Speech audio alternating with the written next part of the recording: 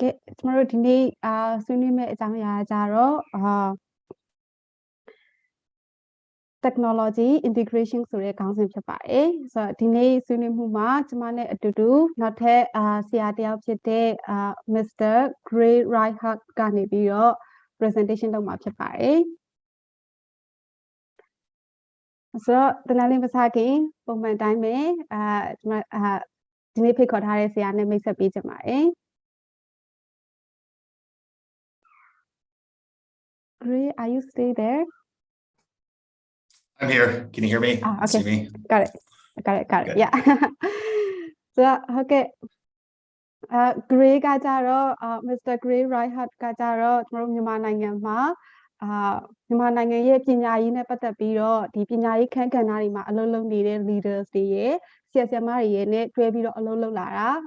10စုနှစ်ကာလလောက်ရှိနေပြီပေါ့နော်ဆိုတော့အချိန်အကြာကြီးမြန်မာနိုင်ငံမှာအလုပ်လုပ်ခဲ့မှုတွေအတွေ့အကြုံရှိထားပြီးသားဖြစ်ပါတယ်ပြီးတော့ဒီနေ့ကျမကကြတော့အဖွဲ့အစည်းအတူတူမှာပဲအလုပ်လုပ်နေတာကျမတို့နှစ်ယောက်စလုံးမဟုတ်ဦးပညာရေးဆိုတဲ့အဖွဲ့အစည်းတစ်ခုမှာအတူတူအလုပ်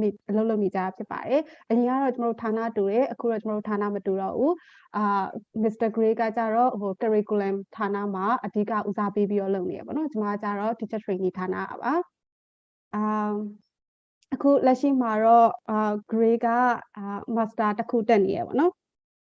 Economics and Educational Planning ဆိုတဲ့ခေါင်းစဉ်နဲ့master တစ်ခုတက်နေပါတယ်လောလောဆယ်တော့သူရန်ကုန်မှာရှိမနေဘူးပေါ့နော်ဆိုတော့အရင်အလုပ်များတဲ့အချိန်ကြားတွေကနေပြီးတော့သူရဲ့ master အတွက်လေ့လာနေရတဲ့အချိန်တွေရောအလုပ်အတွက်အချိန်တွေရောအများကြီးမအားတဲ့ကြားတွေကနေပြီးတော့ကျွန်တော်တို့ဒီနေ့ session လေးကိုလာပြီးတော့ကူညီအားဖြည့်ပေးတာပေါ့နော်ဆိုတော့ဒီနေ့Gray နဲ့အတူတူကျမလည်းဝင်ပြီးတော့ကိုအားဖြည့်ပြီးတော့ဆွေးနွေးပေးပါမယ်ကျမနာမည်ကကြတော့အီမွန်ကျော်ပါဆိုလို့ကျမတို့တော်တော်များများနေရတော့ကျမသိပြီးပါပြီပေါ့နော်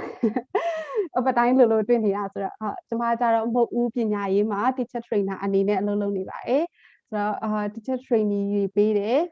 ပြီးတော့ online ကနေပြီးတော့ဘယ်လိုမျိုး facilitation လုပ်ရမလဲဆိုတော့ online facilitation အကြောင်းနဲ့ပတ်သက်ပြီးတော့လည်းသင်တန်းပေးတယ်နောက်တစ်ခါကျတော့ civic education နဲ့ပတ်သက်ပြီးတော့လည်းသင်တန်းပေးပါတယ်မဟုတ်ဦးမှာအလုပ်လုပ်တာတော့တက်တန်း9နှစ်ကျော်ကာလရှိပါပြီဒါတော့ကျမကြောက်ပါ Okayဒါဆိုလို့ရှိရင်ဒီနေ့ခေါင်းစဉ်လေးကိုစပြီးတော့ဆွေးနွေးဖို့အတွက်ဒီနေ့ session မှာတော့ Mr. Gray ကနေပြီးတော့အဓိကဦးဆောင်ပြီးတော့ဆွေးနွေးမှာပေါ့နော်ဆိုတော့အဲ့ဒီထဲမှာပဲကျွန်မကဝင်ပြီးတော့အနှစ်ချုပ်လေးဘာသာပြန်ရင်းနဲ့ပေါင်းဆက်ပြီးတော့အတူတူဆွေးနွေးပေးမှာဖြစ်ပါတယ်ဆိုတော့ Mr. Gray ကိုကျွန်တော်ဖိတ်ခေါ်လိုက်ပါမယ် Hi Gray how are you today I'm fine thanks thanks for asking မင်္ဂလာပါဆရာမမင်္ဂလာပါနေကောင်းနေ Yeah, welcome. Yeah, thank you so much for giving that I know that you are so busy. Thank you so much for giving the time from your busy schedule. Yeah, thanks for inviting me, Imon, and all of your colleagues at TET for this nice opportunity to engage with English language teachers across Myanmar. It's going to be awesome, and I'm very excited to participate in this. Yeah, I think we have been working together for like 4 or 5 years, I think. I think we'll have our 5-year anniversary, a 5-year anniversary this year. In July of this year. Yeah. Happy to have you again, like to work together in this project. Absolutely. Yeah, and I mean, Imon, you and all your colleagues at TET should be very proud of themselves for what they've been able to accomplish and taking initiatives such as this to reach out to teachers across the country. It's very inspiring and powerful. Thank you so much. Yes. And thank you for having us as well. All right, then we will start. So Gray, you can share your screen and you can control your PowerPoint. All right. Let me move this out of the way. Can everyone see the PowerPoint presentation? Yep. Okay, brilliant. So again, my name is Gray Reinhardt. I'm colleagues with Imon. We've been colleagues for 5 years, but I've known Imon more than 5 years. We met firstly, I think, at a teacher education conference. So she and I have very similar interests And I'm sure a lot of the TET founders have this similar interest. So we know that in every classroom, no matter how low resource the classroom is, you're going to find at least one particular resource, and that resource is the teacher. So the question therein is, what can be done to support teachers to do the best job that they can do, recognizing that this is a resource that can be found in any classroom for any subject. And so I know that Iman has dedicated much of her professional career to exploring the many answers to this question and working with teachers from across the country, and also meeting teachers from other countries as well. And so it's an honor for me to be able to work with Myanmar teachers because I really believe that you all are the most important resource that can be found in the classroom. Having said that, as you know, this boot camp has focused on other resources. So it has explored the role of educational technology, or EdTech, as it relates to the teaching and learning of English. And I think this is a very important time to be investigating that topic. And judging by the over 200 people joining us via Zoom, and those of you that are either live streaming this or perhaps watching a recorded session, it speaks to the interest of educational technology and the power that educational technology can have if used appropriately. And what's important to note is that appropriate depends on different factors. And so education technology is likely to be used in different ways by different teachers in different classrooms and at different schools. And so this boot camp has focused on the use of educational technology for different elements of English, the 6 elements of English. And today, I have the great pleasure of presenting with Iman and trying to, seeking to wrap up this section of the boot camp and think about sort of the next steps. So what are the next steps for you all as teachers when it comes to using or integrating technology into your teaching and learning practices? ကျွန်တော်တို့ဒီသင်ကြားရေးနဲ့ဒီပညာရေးအကြောင်းပြောလိုက်တယ်ဆိုလို့ရှိရင်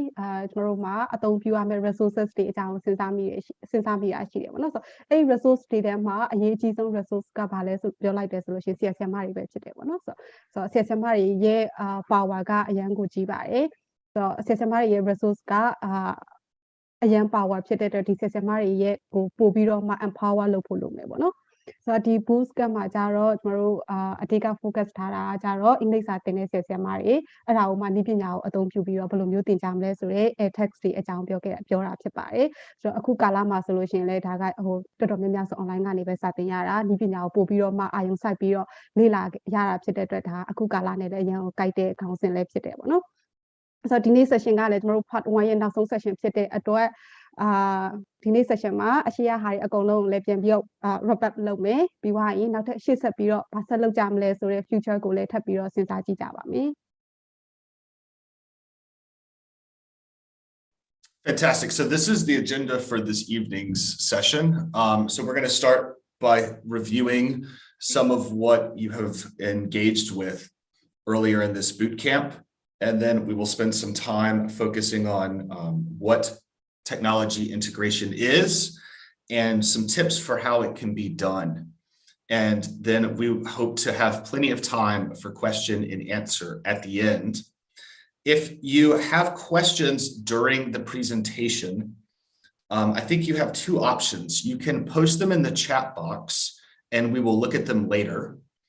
Or you can write them down or keep them filed away in your mind. And then when the question and answer begins, you can then share your question. So we probably won't be answering questions during the presentation, but we will be doing that afterwards. And I encourage as many questions you might have as possible. We love answering questions from teachers. ကျွန်တော်နောက်ဆုံး session ကြရင်တော့ Q&A အချိန်လေးမဖြစ်မနေရအောင်ဖယ်ပြီးတော့ထားမယ်ပေါ့နော် ဆိုတော့ဒီနေ့အတွက်အကျဉ်းသားကြတော့ရင်ပြီးခဲ့တဲ့ session တွေကနေပြီးတော့ရရှိခဲ့တဲ့အကြောင်းအရာတွေကိုပြန်ပြီးတော့ review လေးလုပ်မယ်ပြီးသွားရင်ဒီနေ့ခေါင်းစဉ်ဖြစ်တဲ့ technology integration ဆိုတာဘာဖြစ်မလဲဘယ်လိုမျိုးလုပ်လို့ရမလဲဆိုတဲ့ tips တွေအကြောင်းဆွေးနွေးတာရှိပါမယ်ပြီးသွားရင်တော့ Q&A session လာမယ်ပေါ့နော်ဆိုတော့မိကုန်းနေပြီးတဲ့အခါမှာကျွန်တော် option လေးတစ်ခုရှိရဲအဲ့ဒါကြတော့အခု chat box မှာဟိုမေးချင်တဲ့မိကုန်းတွေကိုကျွန်တော် presentation အတော်တွင်းထဲမှာပဲရေးထားလို့ရတယ်ကျွန်တော်ခဏနေလို့ရှိရင်ပြီးသွားတော့မှပြန်ပြီးတော့ review ပြန်ကြည့်မယ်ပေါ့နော်ဒါကတမျိုးဒါမှမဟုတ်ရင်လည်းကျွန်တော် chat box မှာမရေးတော့ဘဲနဲ့ကိုယ့်ရဲ့ notebook ထဲမှာပဲဖြစ်ခေါင်းထဲမှာပြမှတ်ထားပြီးတော့မှ Q&A session ကြတော့မှပဲဟိုအချင်းချင်းမေးကြမယ်ပေါ့နော်ဆိုတော့ကျွန်တော်တို့ဒီ presentation အတွင်းမှာတော့ဟိုမေးခွန်းလေးတွေမဖြေတော့ဘဲနဲ့ကျွန်တော်တို့ပြင်ထားတဲ့အကြောင်းအရာတွေကိုပဲဆွေးနွေးတင်ပြပေးပါမယ် Great. I see that TET Myanmar has their hand up, so perhaps someone wants to come in and say something. ဆိုတော့ဒီမှာလက်လေးထောင်ထားတာတွေ့ရဆိုတော့ဟိုတခုခုများမေးစရာရှိရလားမသိဆိုတော့တခုခုမေးစရာရှိရဆိုလို့ရှိရင်လည်းဟိုကျွန်တော်တို့အိမ်မေးစရာလေးကိုတင်ထားပေးပါအောင်ကျွန်တော်နောက်ဆုံး session Q&A ကြလို့ရှိရင်ဆွေးနွေးကြမယ်ပေါ့နော် I think we can continue and if they have a question like I request them to keep it in during at the Q&A session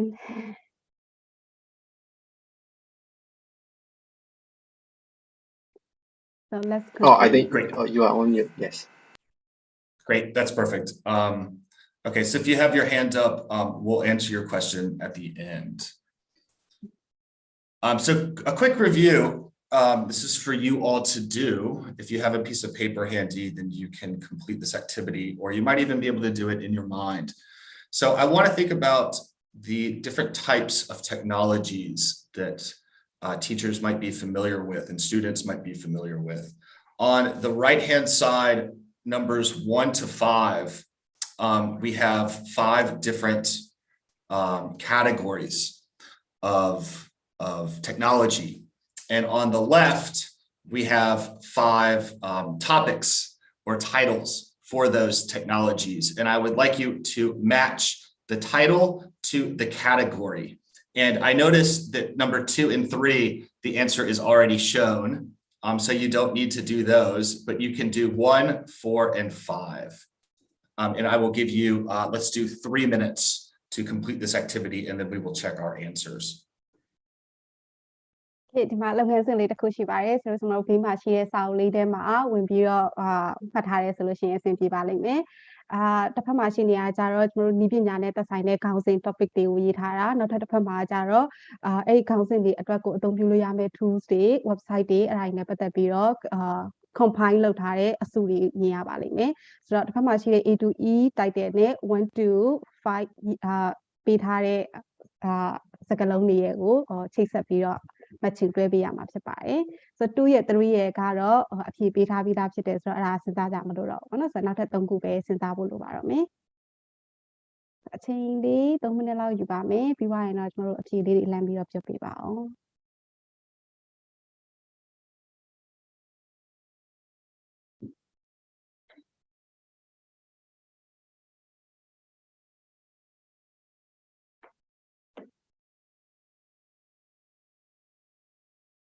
ဆိုတော့1 to 5ထဲမှာပေးထားတဲ့ဒီ category ထဲမှာပေးထားတဲ့အကြောင်းအရာတွေကကျွန်တော်တို့အရှိရက်ဒီအရှိ section တွေတုန်းကလည်းဟိုပြောခဲ့ဆွေးနွေးခဲ့တဲ့အကြောင်းအရာတွေပါတယ်ပေါ့နော်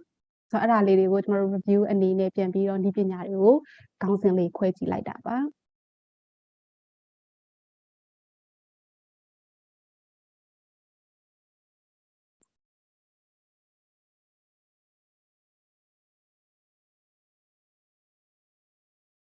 ကဲအဖြေတွေကို chat box မှာဖြည့်ပေးနေအားတွေ့ရပါပြီ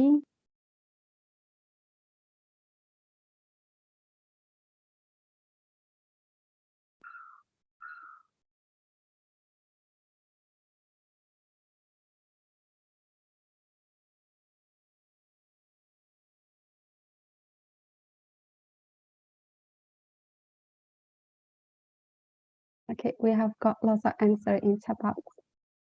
Yeah, we've got a lot of answers. So we'll do it for a few more seconds, and then we'll check our answers. A lot of engagement, which is fantastic. Yes.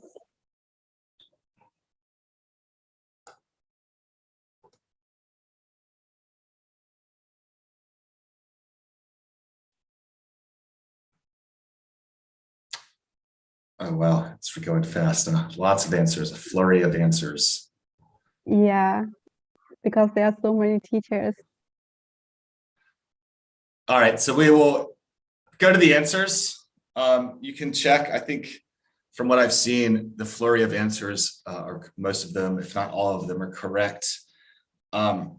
So if you look at the first category is what we might call traditional technologies. And these are technologies that don't require electricity or batteries. These are things that teachers have been using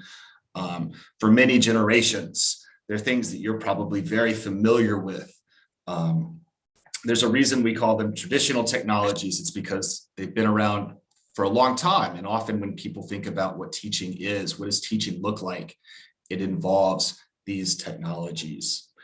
Now, categories 2 to 5, these 4 categories might relate more to educational technologies or EdTech. And category 2 involves those devices, those technologies that require the use of electricity, and oftentimes are things that you have to purchase or acquire. They have some sort of physical component, and you might know them better as hardware. So it's important to think as a teacher, what hardware do you have access to? What hardware do your students have access to? And then 3, 4, and 5 are all different types of software. So I could have just put them all together and just said software. But I think it's important to make the distinction regarding software of where and how it is used. Does it require access to the internet? Or can it be used without access to the internet? And it's important to note that much of this software requires hardware. So if you want to use software, firstly, you're going to have to make the investment in the hardware. And so we have 3 categories of software or subcategories. Software that you can use online and offline, software that is online only, such as Zoom, Google Classroom. You need to have an internet connection in order to access the software. And then there's other software that can be used offline, like the Microsoft Office suite. Anything that uses, Bluetooth, so you can transfer things via Bluetooth. Bluetooth is not the internet. It's a different sort of connection, peer-to-peer, for file sharing. Also photos, videos, obviously things that you've downloaded can be used offline. ဆိုတော့အခုဒီမှာပြထားတဲ့ category ကိုကြည့်လိုက်တယ်ဆိုလို့ရှိရင်အခုဆရာတို့ပြောနေတဲ့အဖြစ်အကုန်လုံးမှန်တယ်ပေါ့နော်ဆိုတော့ပထမတစ်ခုကကြတော့ဒီ traditional technology လို့ပြောလို့ရတယ်ကျွန်တော်တို့နှစ်ပေါင်းများစွာသုံးလာတဲ့ဟာပေါ့နော်ဆိုတော့စာသင်ခန်းထဲမှာပုံမှန်သုံးနေတဲ့ stationery အကုန်လုံးကိုကြတော့ကျွန်တော်တို့နည်းပညာလို့ပဲခေါ်တယ်ဒါပေမဲ့ traditional သုံးတဲ့နည်းပညာပေါ့နော်နောက်တစ်ခု2ကနေစပြီးတော့5အထိကကြတော့software နဲ့ hardware technology တွေဖြစ်ပါတယ်ဆိုတော့အဲ့ဒီမှာ number 2 hardware ကကြတော့ကျွန်တော်တို့ physically ကင်တွယ်ပြီးတော့အသုံးပြုလို့ရတဲ့ပစ္စည်းတွေအကုန်လုံးကိုကျွန်တော်တို့ hardware လို့ခေါ်တယ်ဆိုတော့ internet ထက်သူကကြတော့ electricity ရှိတယ်ဆိုလို့ရှိရင်အပြည့်စင်ပြီးရှိတယ်ဆိုလို့ရှိရင်အသုံးပြုလို့ရတဲ့ပစ္စည်းတွေပေါ့နော် computer တွေ phone တွေ laptop တွေအဲ့ဒါမျိုးတွေဖြစ်ပါလိမ့်မယ်နောက်ပြီးကြတော့ software လို့ပြောလိုက်တယ်ဆိုလို့ရှိရင် software တော်တော်များများကကျွန်တော် online ကနေအသုံးပြုရတဲ့ဟာတွေဖြစ်တယ်အခုဒီလိုမျိုး Zoom ဆိုလို့ရှိရင်ဒါ online ရှိမှပဲအဆင်ပြေတဲ့ဟာပေါ့နော်ဆိုတော့ဒါပေမဲ့တချို့ဟာတွေကတော့ offline သုံးလို့ရတယ် phone မှာ computer မှာ already ရှိထားပြီးသားဒီ Microsoft Office ဟာတွေဆိုလို့ရှိရင် internet မလိုဘူးကျွန်တော်တို့ Microsoft Word တို့ Excel တို့ PowerPoint တို့အဲ့ဒါတွေနောက်တစ်ခုကကျတော့ Bluetooth ဆိုလို့ရှိရင်လည်းကျွန်တော်တို့အချင်းချင်းချိတ်ဆက်ပြီးတော့ internet မလိုပဲတစ်ခုနဲ့တစ်ခုချိတ်ဆက်ပြီးတော့ file တွေ share လို့ရတယ်ဒါဆိုလို့ရှိရင် offline သုံးလို့ရတဲ့ software တွေဖြစ်တယ်ပေါ့နော်ဆိုတော့တချို့ software တွေကကျတော့ online ကော offline ကောဖြစ်မယ်ကျွန်တော်တို့ online အနေနဲ့အရင်ဆုံး download ဆွဲထားရမယ်ဆွဲပြီးသွားပြီဆိုရင်တော့ offline အနေနဲ့ကြိုက်တယ်လို့သုံးလို့ရပြီပေါ့နော်ဆိုတော့ဒီဟာတွေကကြတော့ဒီနည်းပညာ EdTech တွေကိုအမျိုးအစားခွဲထားတာဖြစ်ပါတယ် So I'm sure that you notice a lot of the items in each list under each category are probably things that you've encountered before, either as a teacher, as a student, or just as a person. I mean, a lot of this we use in our day-to-day lives, such as YouTube, such as email clients. So here's a list. It's important, I think, to differentiate between the different types of technology that's available. If you have any questions about this, feel free to keep those questions beside you and save those questions for later, and we will answer them or address them towards the end of this presentation. Now thinking particularly, oh, sorry, go ahead, Iman. Yeah. So ကျွန်တော်တို့ဒီခုနကပြောခဲ့တဲ့ဒီနည်းပညာတွေအကုန်လုံးကတော့ကျွန်တော်တို့သိထားပြီးသားပါဟိုကျွန်တော်တို့ကဒီ category ပဲခွဲလိုက်တာပဲပေါ့နော် So thinking about, we're going to focus on educational technology. So we're going to focus on the hardware and the software. We're not going to think so much about the traditional technologies as a part of this boot camp. On the slide now, we have 10 statements about EdTech, or what I might call new EdTech. And I want you to read the statement and decide whether it is a benefit, an advantage of using educational technology, or on the other hand, if it's a disadvantage or drawback to using educational technology. So read the statement. Is it a positive thing? Or on the other hand, is it more of a negative thing? I will give you a couple minutes to complete this. If you want to post your responses in the chat box, that's fine. ကျွန်တော်တို့နည်းပညာတွေလို့ပြောလိုက်တဲ့ဆိုရင်ကျွန်တော်တို့ traditional သုံးတဲ့နည်းပညာတွေကိုထည့်ပြီးတော့မစင်စားတော့ဘူးပေါ့နော်ဆိုတော့stationery တွေဖြစ်တဲ့စာသင်ခန်းထဲမှာအသုံးပြုလို့ရတဲ့စာအုပ်တွေflip chart တွေမှာကအဲ့ဒါတွေထည့်ပြီးမစင်စားတော့ဘဲနဲ့တခြားဒီနည်းပညာဟာတွေကိုစဉ်းစားတဲ့အခါမှာသူ့မှာ benefit လို့ခေါ်တဲ့အကျိုးကျေးဇူးတွေလည်းရှိသလို drawbacks လို့ခေါ်တဲ့ကျွန်တော်တို့ပြန်ပြီးတော့နောက်ပြန်ဆွဲနေတဲ့အရာပေါ့နော်ဥပမာ challenge တွေအခက်အခဲတွေအဲ့ဒါမျိုးတွေလည်းရှိပါတယ်အခုဒီ screen ပေါ်မှာမြင်နေရတာအချက်10ချက်ရှိတယ်ဒီအချက်10ချက်လေးကိုတစ်ချက်လောက်ဖတ်ကြည့်လိုက်ပြီးတော့ဘယ်အချက်တွေကကြတော့အကျိုးကျေးဇူးကိုပြောထားတာလဲဘယ်အချက်တွေကကြတော့အခက်အခဲနဲ့ဒီ challenge တွေ drawbacks တွေအကြောင်းပြောထားတာလဲဆိုတာလေးတစ်ချက်လောက်ဖတ်ကြည့်ကြည့်ပါဦးပြီးသွားရင်တော့ကျွန်တော်တို့အထီးလေးတွေပြောပြီးတော့ဆွေးနွေးကြည့်ပါမယ်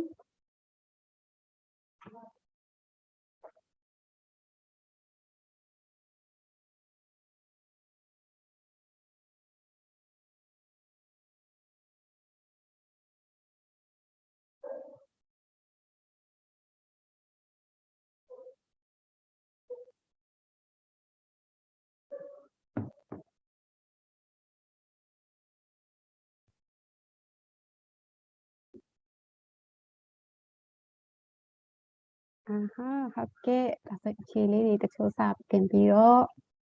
ရနေပြီနော်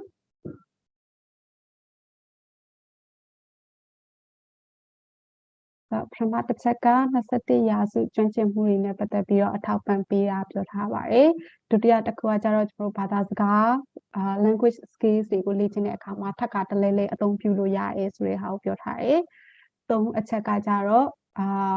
learner တွေပဲဖြစ်ဖြစ်ဒါမှမဟုတ်ဆရာတွေပဲဖြစ်ဖြစ်ဒီ hardware တွေနဲ့ပတ်သက်ပြီးတော့ access ရှိချင်မှရှိမယ်ပေါ့နော်နောက်တစ်ခါကျတော့ကျောင်းသားတွေပို့ပြီးတော့မှ inclusive ဖြစ်လာအောင်လို့အကူအညီပေးနိုင်တာနံပါတ်5အချက်ကကျတော့ဒီပညာကိုအသုံးပြုခြင်းအပြင်ပညာရေးမှာပို့ပြီးတော့မှ equity ရှိအောင်လို့တိုးမြှင့်ပေးရရောက်တယ်နံပါတ်6အချက်ကကျတော့ကဘာကြီးရဲ့အတွေ့အကြုံအသစ်တွေအခွင့်အလမ်းအသစ်တွေကိုခွင့်လျှစ်ပေးရရောက်ပါတယ်ခုနှစ်ကကြတော့ဒီ hardware တွေ software တွေအသုံးပြုတဲ့နေရာမှာအချိန်ယူရတာမျိုးတွေရှိနိုင်ပါတယ်မရင်းနှီးသေးတဲ့အခါမျိုးမှာအချိန်ယူပြီးတော့လေ့လာရတာမျိုးတွေရှိတယ်ပေါ့နော်ဒီကျောင်းသားတွေကဒီဟာကိုသုံးတဲ့အခါမှာပို့ပြီးတော့ motivation ဖြစ်လာတာနံပါတ်8ကကြတော့ low cost လို့ပြောလိုက်တယ်ဆိုလို့ရှိရင်ပုံမှန်စာသင်ခန်းထဲမှာဆိုရင်အသုံးပြုရတဲ့flip chart တို့ marker တို့ textbook တို့အဲ့ဒီအစား online ကနေဆိုရင် file လေးတစ်ခု share လိုက်တာနဲ့သုံးကျောင်းသားတွေ file ထဲမှာဝင်ပြီးတော့ဖတ်လို့ရပြီဆိုတော့low cost ဖြစ်လာတယ်သူက up to date ဖြစ်မယ်ပေါ့နော်နံပါတ်9ချက်ကကြတော့ဒီ software တွေ hardware တွေကတချို့ software တွေ hardware တွေကကြတော့ဈေးကြီးတာမျိုးတွေရှိတယ်ပေါ့နော်ပြီးဆရာရောကျောင်းသားရောဒီနည်းပညာတွေကို flexible ဖြစ်အောင်လို့အသုံးပြုလို့ရတယ်ပြန်ပြီးတော့ adaptation လုပ်လို့ရတယ်ပေါ့နော် Yeah there's lots of answer in the chat box Yeah, we're getting a lot of engagement in the chat box, which is great. So I think maybe we should move ahead and check our answers to this.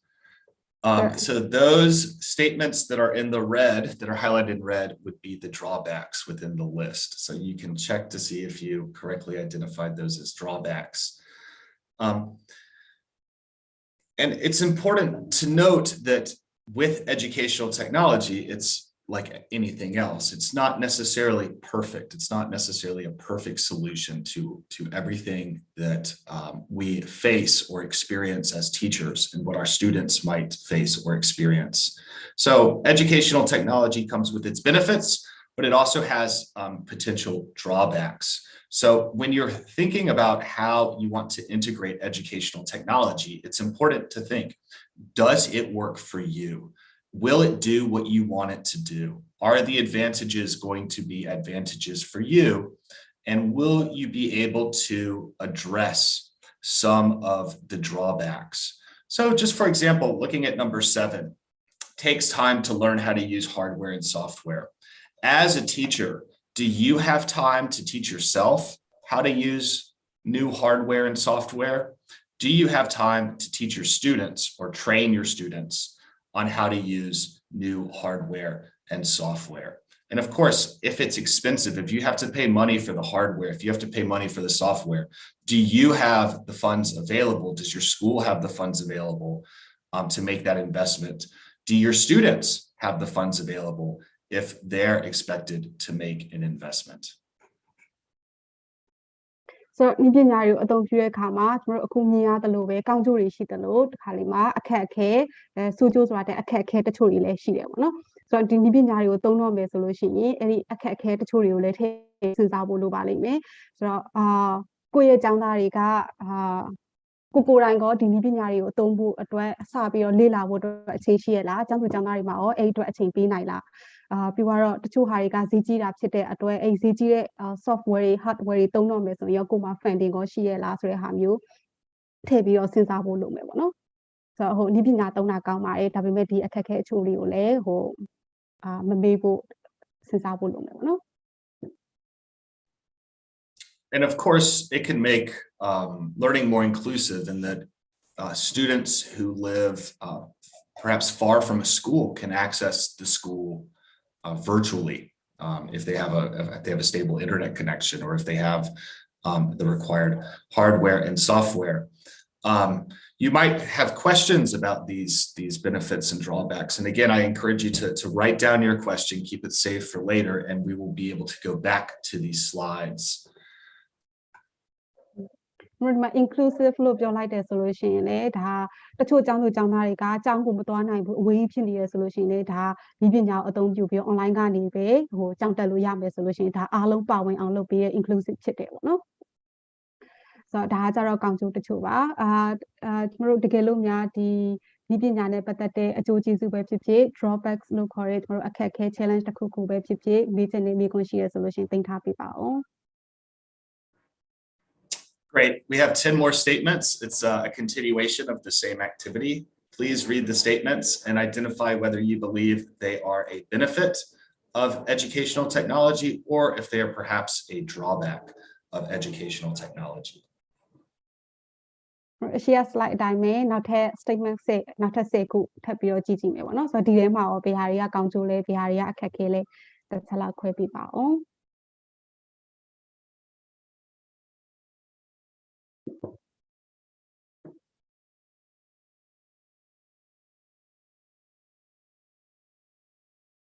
နံပါတ်7ကကြတော့ investment နဲ့ပတ်သက်ပြီးတော့ပြောထားပါတော့ယင်းနှိမ့်နှံမှုနဲ့ပတ်သက်ပြီးတော့အချိန်ကောငွေကောလိုအပ်တယ်ဆိုတဲ့အကြောင်းနံပါတ်12ကကြတော့တချို့ကျောင်းသူကျောင်းသားတွေအတွက်အနောက်ရှက်ပြီးဖြစ်ကောင်းဖြစ်နိုင်တယ်နံပါတ်13ချက်ကကြတော့ကျွန်တော်တို့တချို့သော software တွေ hardware တွေက version တော့အတူတူပဲဒါပေမဲ့အဲ့ဒီ version မှာမှတခြားသောရွေးချယ်စရာအမျိုးမျိုးရှိနေတာမျိုးပေါ့နော်နောက်တစ်ခုကကြတော့တချို့ software တွေကဒီဖုန်းနဲ့အဆင်ပြေတယ်နောက်ထပ်ဖုန်းအမျိုးအစားနဲ့အဆင်မပြေဘူးဆိုတာမျိုးပေါ့နော်ဆိုတော့ဥပမာကျွန်တော် hardware ဆိုလို့ရှိရင်Samsung ဆိုလို့ရှိရင်Google နဲ့ပတ်သက်တဲ့ဟာတွေအသုံးပြုလို့ရတယ်ဒါပေမဲ့ hardware ဆိုရင်မရဘူးဆိုပြီးတော့တချို့ complaint တွေကြားရတယ်ပေါ့နော်ဆိုတော့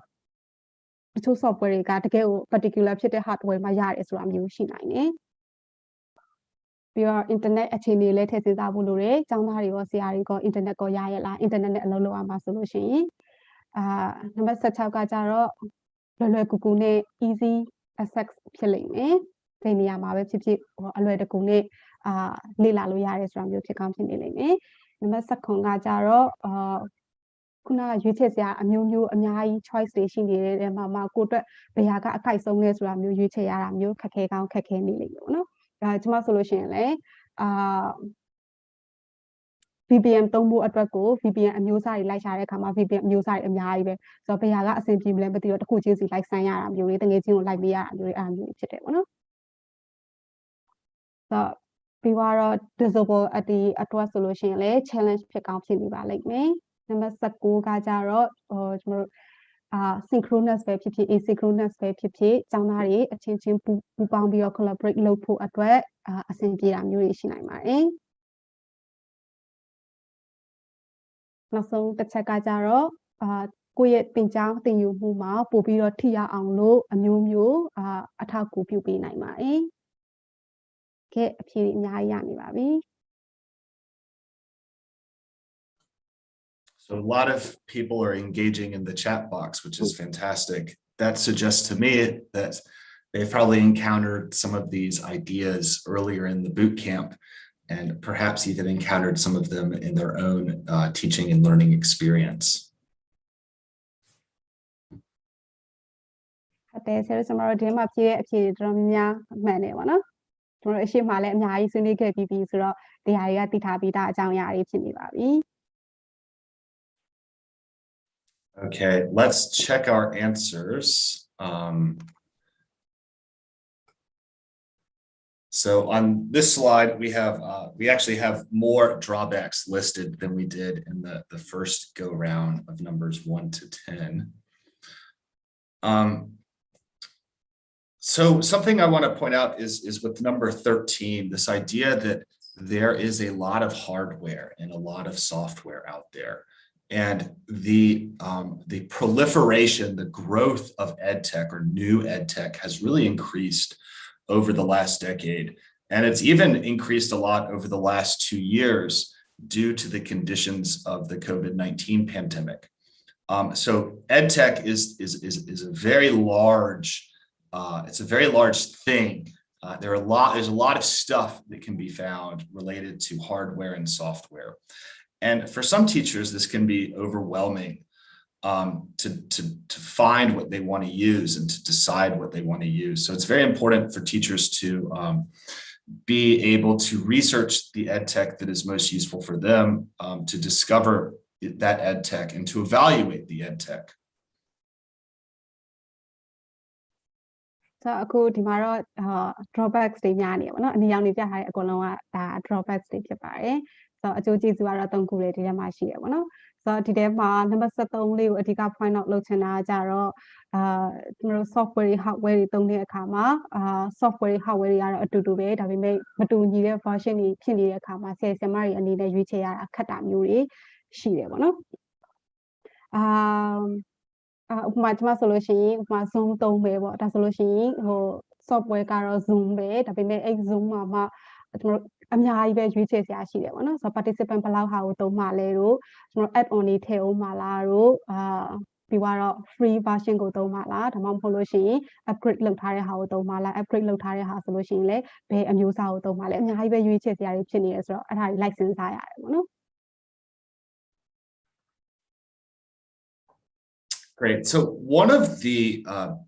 major benefits of educational technology, in my opinion, is that it helps learners and teachers as well develop what we call 21st century skills.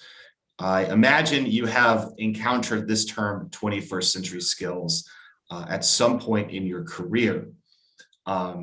This is an idea that the skills that are needed for the future are different than the skills that were needed in the past. That's a very basic sort of explanation of what it is. So sort of forward linking skills, what skills are needed, not just in Myanmar, but globally. And based on that, a framework called 21st century skills has been developed and has been shared around the world, and it's interpreted differently. Sometimes it's changed a little bit in different places. And this graph is one that I quite like. It's from Battelle for Kids, and it's courtesy of them. They published this in 2019. And you can see that there are 4 key elements at the top. So we have life and career skills, learning and innovation skills in orange. Sometimes this is referred to as the 4 C's. And then we have information, media, and technology skills. And so for me, that immediately raises this connection with the use of technology in the classroom. And then in green, we have the key subjects or the themes that are useful to study in thinking about the 21st century. So these 4 domains, if you will, they interact with each other. They don't necessarily exist independently. And they also interact with different elements of teaching, such as the standards and assessments that you use in your classroom, that you might use in your school, or that you might use in your education system. The curriculum and the instruction, so the way that you teach, the strategies you use, the professional development that you engage in. So opportunities like this with TET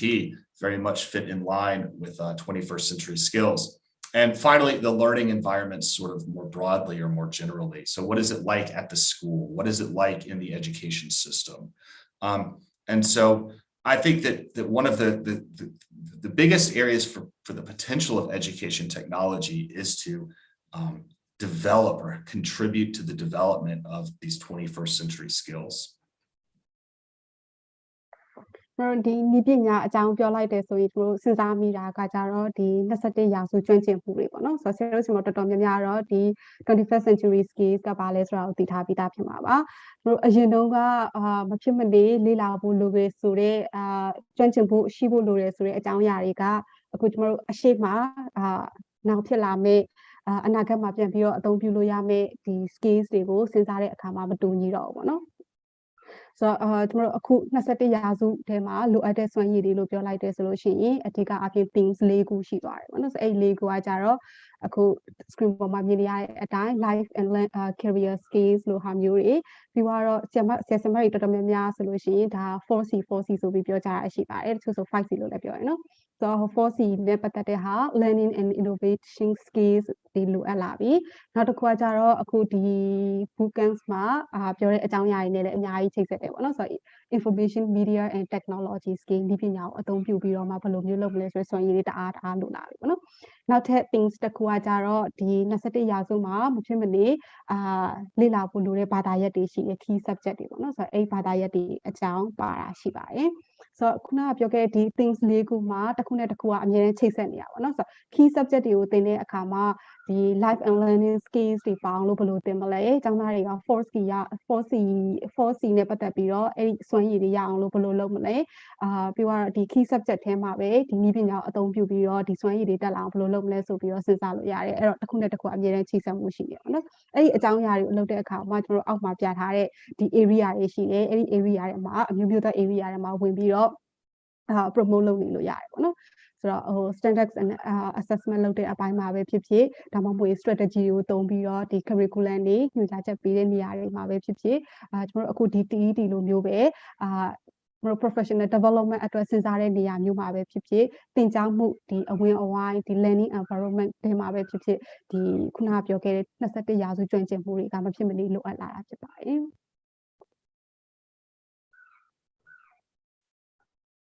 So thinking about these different categories of 21st century skills,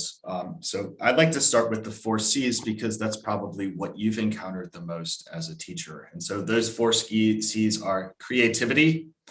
critical thinking, communication, and collaboration. You can see sometimes they're written differently, but the C's are almost always the same. Sometimes you see 5 C's, sometimes you even see 6 C's.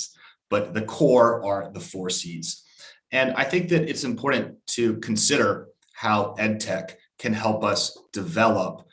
the 4 C's in students. So how does EdTech help students become more creative? For example, they might use image editing, they might use photography, They might use video editing. They might be able to use Google Classrooms in a creative way, or Jamboard in a creative way, Flipgrid to make a video, to make a movie. Critical thinking and problem solving. How can technology help students develop critical thinking skills? Well, one thing is just using EdTech can sometimes really promote critical thinking, troubleshooting EdTech, for example. So the using hardware itself sometimes really develops critical thinking skills. Communication, this one might seem pretty obvious. We use a lot of technology to communicate. We use social media to communicate, Facebook, Instagram, Twitter, TikTok to communicate. How can students use these the software to develop their own communication skills in English? And then finally, collaboration. We saw earlier that students can collaborate asynchronously and synchronously using educational technology. So they can be out of school, they can be outside of the classroom, but they might be using WhatsApp, they might be using social media, or a virtual learning environment to connect with each other outside of the classroom and collaborate. I really like the using group work with technology and getting students to use the technology together in group projects, for example.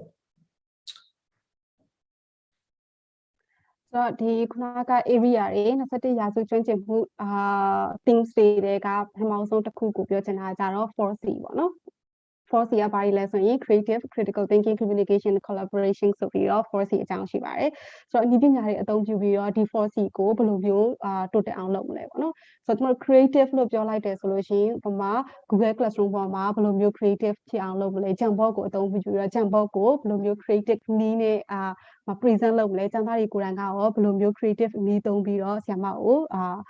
presentation လုပ်လဲစသဖြင့်အဲ့ဒါအေးစဉ်းစားလို့ရပါတယ်နောက်တစ်ခုကကျတော့ critical thinking ပါ critical thinking နဲ့ problem solving လို့ပြောလိုက်တယ်ဆိုရင်နည်းပညာဒီ hardware တွေ software တွေအသုံးပြုပြီးဆိုလို့ရှိရင်တော့ဒီ critical thinking ပါလာပြီပေါ့နော်ဆိုတော့ဒီဟာတွေကိုဘယ်လိုမျိုးသုံးမှလဲဆိုတဲ့ဟာကိုစဉ်းစားတဲ့ဟာဖြစ်လာပါပြီနောက်တစ်ခုကကျတော့ communication လို့ပြောလိုက်တယ်ဆိုလို့ရှိရင်ကျွန်တော်တို့ဒီ social media နေပြီးတော့အချင်းချင်း communicate လုပ်လို့ရတယ်ပေါ့နော်ကျွန်တော်တို့အခုဒီ bootcamp မှာဆိုလို့ရှိရင်လည်းဆရာတို့ဆရာမတို့ကို Facebook group တစ်ခု private group ဖန်တီးထားတယ်ဆိုတော့အဲ့ဒီထဲမှာဆရာတို့ဆရာမတို့အချင်းချင်းတယောက်နဲ့တယောက် communicate လုပ်ကြတယ်စကားတွေပြောကြတယ်မိခွန်းနေမိကြတယ်ပေါ့နော်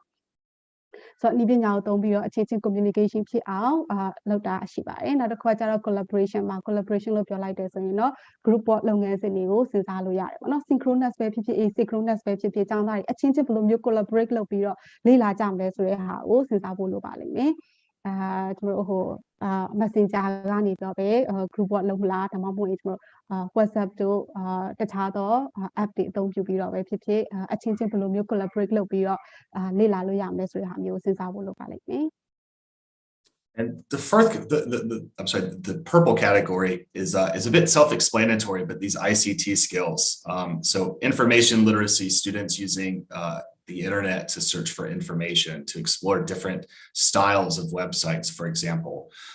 access dictionaries that are online.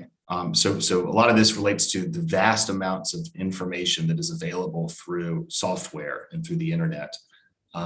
Media literacy, so using video, using visuals like photographs, but also digital illustrations, for example, Photoshop or Microsoft Paint to create images and artwork. And also this can be audio, so recording oneself, making a song, making a TikTok video, posting on Instagram. We use a lot of media when we're using technology. And then ICT literacy kind of connects to all this. So it's about putting the different types of technology together for communication, for media, for creativity, for content. And then this sort of green category, life and career skills. So thinking about how we use technology in our daily lives. So it can help us be flexible and adaptable. You can use different software programs to achieve the same goal. A lot of students, a lot of young people nowadays are very self-directed when it comes to using technology. They'll download the app and they'll start making a TikTok video, for example. They like exploring new technology, especially if they hear about their friends using it or they see that it's becoming more popular. Social and cross-cultural skills. The internet is not owned by any country. The internet is for people from across the world. And a lot of software also connects users from across the world. And then finally, leadership and responsibility. A little bit trickier, but when you're using, the internet, when you're using social media, you do need to be responsible with things. And then, of course, leadership can really be infused into project work that uses technology, for example. So information media and technology skills လို့ပြောလိုက်တဲ့ဆိုလို့ရှိရင်ကျွန်တော် information literacy ရှိရဲဆိုတော့ကျွန်တော်တို့ရှေ့ရက်တွေမှာဘယ်လိုမျိုး software တွေသုံးမလဲဘယ်လိုမျိုး website တွေကိုသုံးမလဲဘယ် tools တွေသုံးမလဲဆိုပြီးတော့ရှာဖွေရရှိရပါတော့ဆိုတော့အဲ့ဒါတွေကကြတော့ information ရှာတာဆိုတော့အဲ့ဒါကို information literacy လို့ခေါ်ပါတယ်ကျွန်တော်တို့ media literacy လို့ပြောလိုက်တဲ့ဆိုလို့ရှိရင်ကိုယ့်ရဲ့စာသင်ခန်းထဲမှာဘယ်လိုမျိုးဗီဒီယိုတွေသုံးမလဲဘယ်လိုမျိုး audio တွေသုံးမလဲဓာတ်ပုံတွေရှာတာစသဖြင့်အသုံးပြုတဲ့ media တွေကိုပြောတာပေါ့နော်ဆိုတော့ ICT literacy လို့ပြောလိုက်တဲ့ဆိုခုနနှစ်ခုကိုပေါင်းပြီးတော့မှဘယ်လိုမျိုး communication လုပ်မလဲဆိုတဲ့ဟာကိုစဉ်းစားတာဖြစ်ပါတယ်life and career skill လို့ပြောလိုက်တဲ့ဆိုကျွန်တော်နေ့စဉ်ဘဝမှာအသုံးပြုဖို့လိုတဲ့ skills တွေအကုန်လုံးကိုခေါ်တာပေါ့နော်ဆိုတော့ရရှိခဲ့တဲ့ဒီ skills တွေကိုဘယ်လိုမျိုး flexible ဖြစ်အောင်လို့အသုံးပြုမလဲဘယ်လိုမျိုးပြုပြင်ပြောင်းလဲလို့ရမလဲဆိုတဲ့ဟာမျိုးကိုစဉ်းစားတာအဲ့လိုမျိုးစဉ်းစားနိုင်တဲ့စွမ်းရည်တွေနောက်တစ်ခါကျတော့ self direction လို့ပြောလိုက်တဲ့အချိန်မှာကျတော့ဥပမာအနေနဲ့သူပေးတာကြတော့ဒီ TikTok ဆိုတာဆိုလို့ရှိရင်သူများ TikTok ဆိုတာကြီးကြည့်ပြီးတော့ကိုယ့်ဘာသာကိုပြန်ပြီးဖန်တီးပြီးတော့ပြန်လုပ်ကြတာမျိုးရှိတယ်ပေါ့နော်ပြီးတော့ဒီနည်းပညာကိုအခြေခံပြီးတော့မှဒီ social အားကောင်းအောင်လုပ်တာတွေကျွန်တော်တို့တယောက်နေရာဒေသတွေမတူကြဘူးယဉ်ကျေးမှုတွေမတူကြဘူးအဲ့ဒီယဉ်ကျေးမှုမတူတဲ့ဟာတွေကိုအချင်းချင်းလေ့လာခွင့်ရအောင်လုပ်တာအဲ့ဒီစွမ်းရည်တွေတက်အောင်လုပ်တာလည်းဒါနည်းပညာကိုအသုံးပြုပြီးတော့လုပ်နိုင်တဲ့ဟာပဲဖြစ်ပါတယ်နောက်ဆုံးဒီ leadership နဲ့ responsibility ကကြတော့ဒီနည်းပညာကနေတဆင့်ကိုယ့်ရဲ့ leadership ဥဆောင်မှုတာဝန်ယူမှုတွေဘယ်လိုမျိုးလုပ်မလဲပေါ့နော်ဆိုတော့ကိုဘယ်လိုဟာမျိုးတွေထပ်ပြီးတော့လေ့လာခြင်းလဲအဲ့လေ့လာမှုအပေါ်မှာကိုယ်တိုင်ကတာဝန်ယူတာဥဆောင်ပြီးတော့အလုပ်လုပ်တာမျိုးတွေကိုဆိုလိုတာဖြစ်ပါတယ် And then we have some of the themes, the subjects that are recommended for emphasis.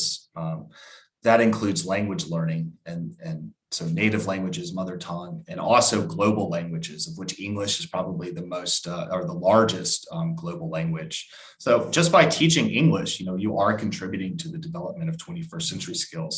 And you might also include it with some of the other themes, such as history. So reading about history using English, government, civics. So English as a language can be incorporated into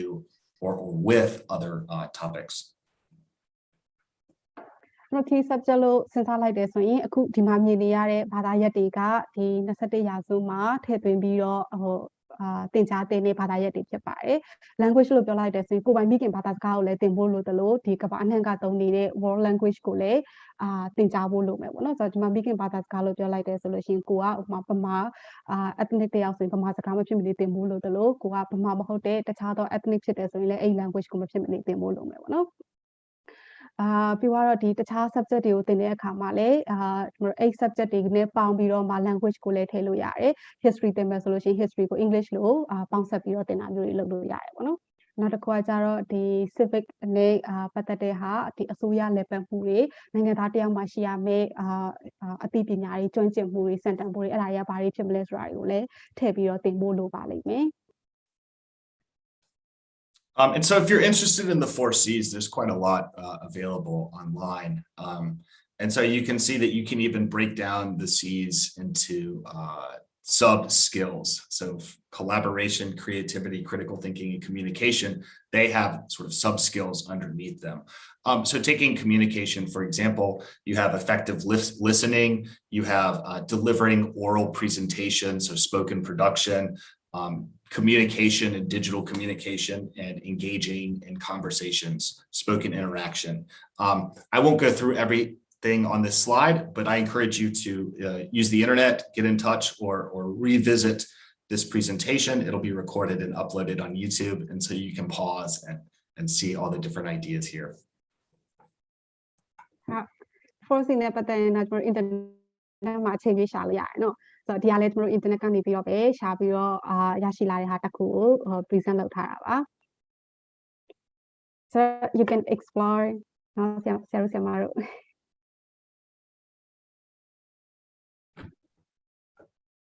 Yeah, so I encourage you to return to this slide if you're interested in the 4 C's.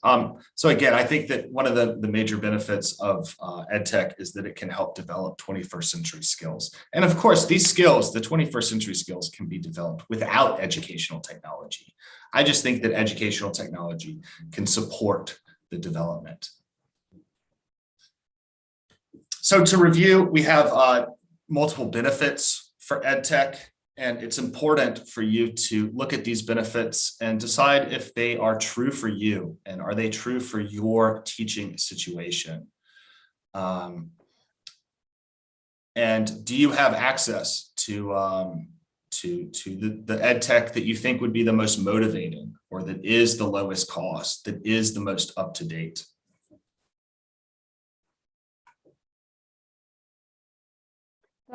review လုပ်တဲ့အနေနဲ့ဆိုတော့ဒီမှာဒီပညာတွေအသုံးပြုတဲ့အခါမှာရရှိနိုင်တဲ့အကျိုးကျေးဇူးတွေကိုပြထားရရှိရပါတော့အဲ့ဒါဆရာတို့ဆရာမတို့အတွက်ကောင်းမှန်ပါသလားပေါ့နော်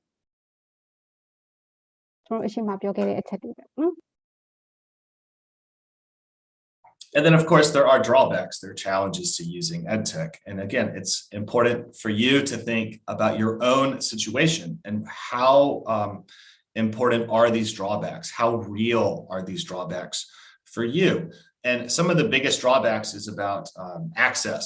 So do you have access to the hardware and software that's needed? Do your students have access to that hardware and to that software? And do you have the skills and the time to use the EdTech? Do your students have the skills and the time to learn the EdTech? So drawbacks တွေကိုလည်းပြန်ပြီးစဉ်းစားဖို့လိုလိမ့်မယ်ဆိုတော့ကျွန်တော်တို့ဒီအခက်အခဲတွေကိုစဉ်းစားတဲ့အခါမှာကျွန်တော်တို့တချို့နေရာတွေမှာဆိုလို့ရှိရင်ဖုန်းကွန်ပျူတာမပြောနဲ့ဖုန်းတောင်မှမရှိသေးတဲ့နေရာမျိုးတွေရှိကောင်းရှိနေလိမ့်မယ်မိဘတွေရှိဖုန်းကိုပဲယူသုံးပြီးတော့ကလေးကကြောင်တက်ရတာမျိုးလည်းရှိကောင်းရှိမယ်ပေါ့နော်ဆိုတော့ဒီဟာတွေထည့်ပြီးတော့စဉ်းစားဖို့လိုတယ်ဒီ hardware တွေရောရှိရလားတကယ်လို့ကိုသုံးမဲ့ software တွေနဲ့ပတ်သက်ပြီးတော့ဒီကျောင်းသူကျောင်းသားတွေအဲ့ဒါတွေကိုလေ့လာဖို့အခြေရှိလားပေါ့နော်ဥပမာကျွန်တော်တို့ကထားပါတော့short program လေးတစ်ခုလောက်တာဥပမာ9ရက်စာသင်တန်းလေးတစ်ခုလောက်မှာဆိုတော့9ရက်စာသင်တန်းမှာကိုကနည်းပညာတွေအများကြီးပဲထည့်ထားတယ်ဆိုတော့အဲ့နည်းပညာတွေကိုဒီ9ရက်အတွင်းထဲမှာလေ့လာဖို့ဆိုလို့ရှိရင်ကျောင်းသားတွေအချိန်လိုတယ်အဲ့တော့သူ့ကိုပေးရမယ့်အချိန်ရေကိုသင်ကြားရမယ့်9ရက်ရေဆိုလို့ရှိရင်မကိုက်ဘူးပေါ့နော်ဆိုတော့အချိန်ဘယ်လောက်ရှိလဲသုံးလို့အဆင်ပြေရဲ့လားနည်းပညာတွေနဲ့ရောရင်းနှီးထားပြီးသားလားဒါမျိုးတွေစဉ်းစားဖို့လိုတယ်ပေါ့နော်ကိုကအချိန်အကြာကြီးတင်မှာ long term program ကြီးတခုအဲ့ဒီမှာသုံးတဲ့ software တွေဆိုလို့ရှိရင်တော့ဒါအချိန်ပေးပြီးတော့ကျောင်းသားတွေနဲ့ရင်းနှီးအောင်လုပ်ပေးလို့ရတယ်ပေါ့နော် And the good news is, so there are drawbacks, but during this boot camp, a lot of the presenters have addressed some of these drawbacks and given ways to overcome or mitigate these drawbacks. And I've had the pleasure of looking through the presentations that the other speakers did, which are all fantastic. And they have touched on some of the ways you can take advantage of EdTech and reduce some of the drawbacks. So some of the major tips from the boot camp, I'll go into next. Imon, would you want to come in? No, yeah, you can go ahead. Okay. So one of my takeaways looking at what the other presenters shared is that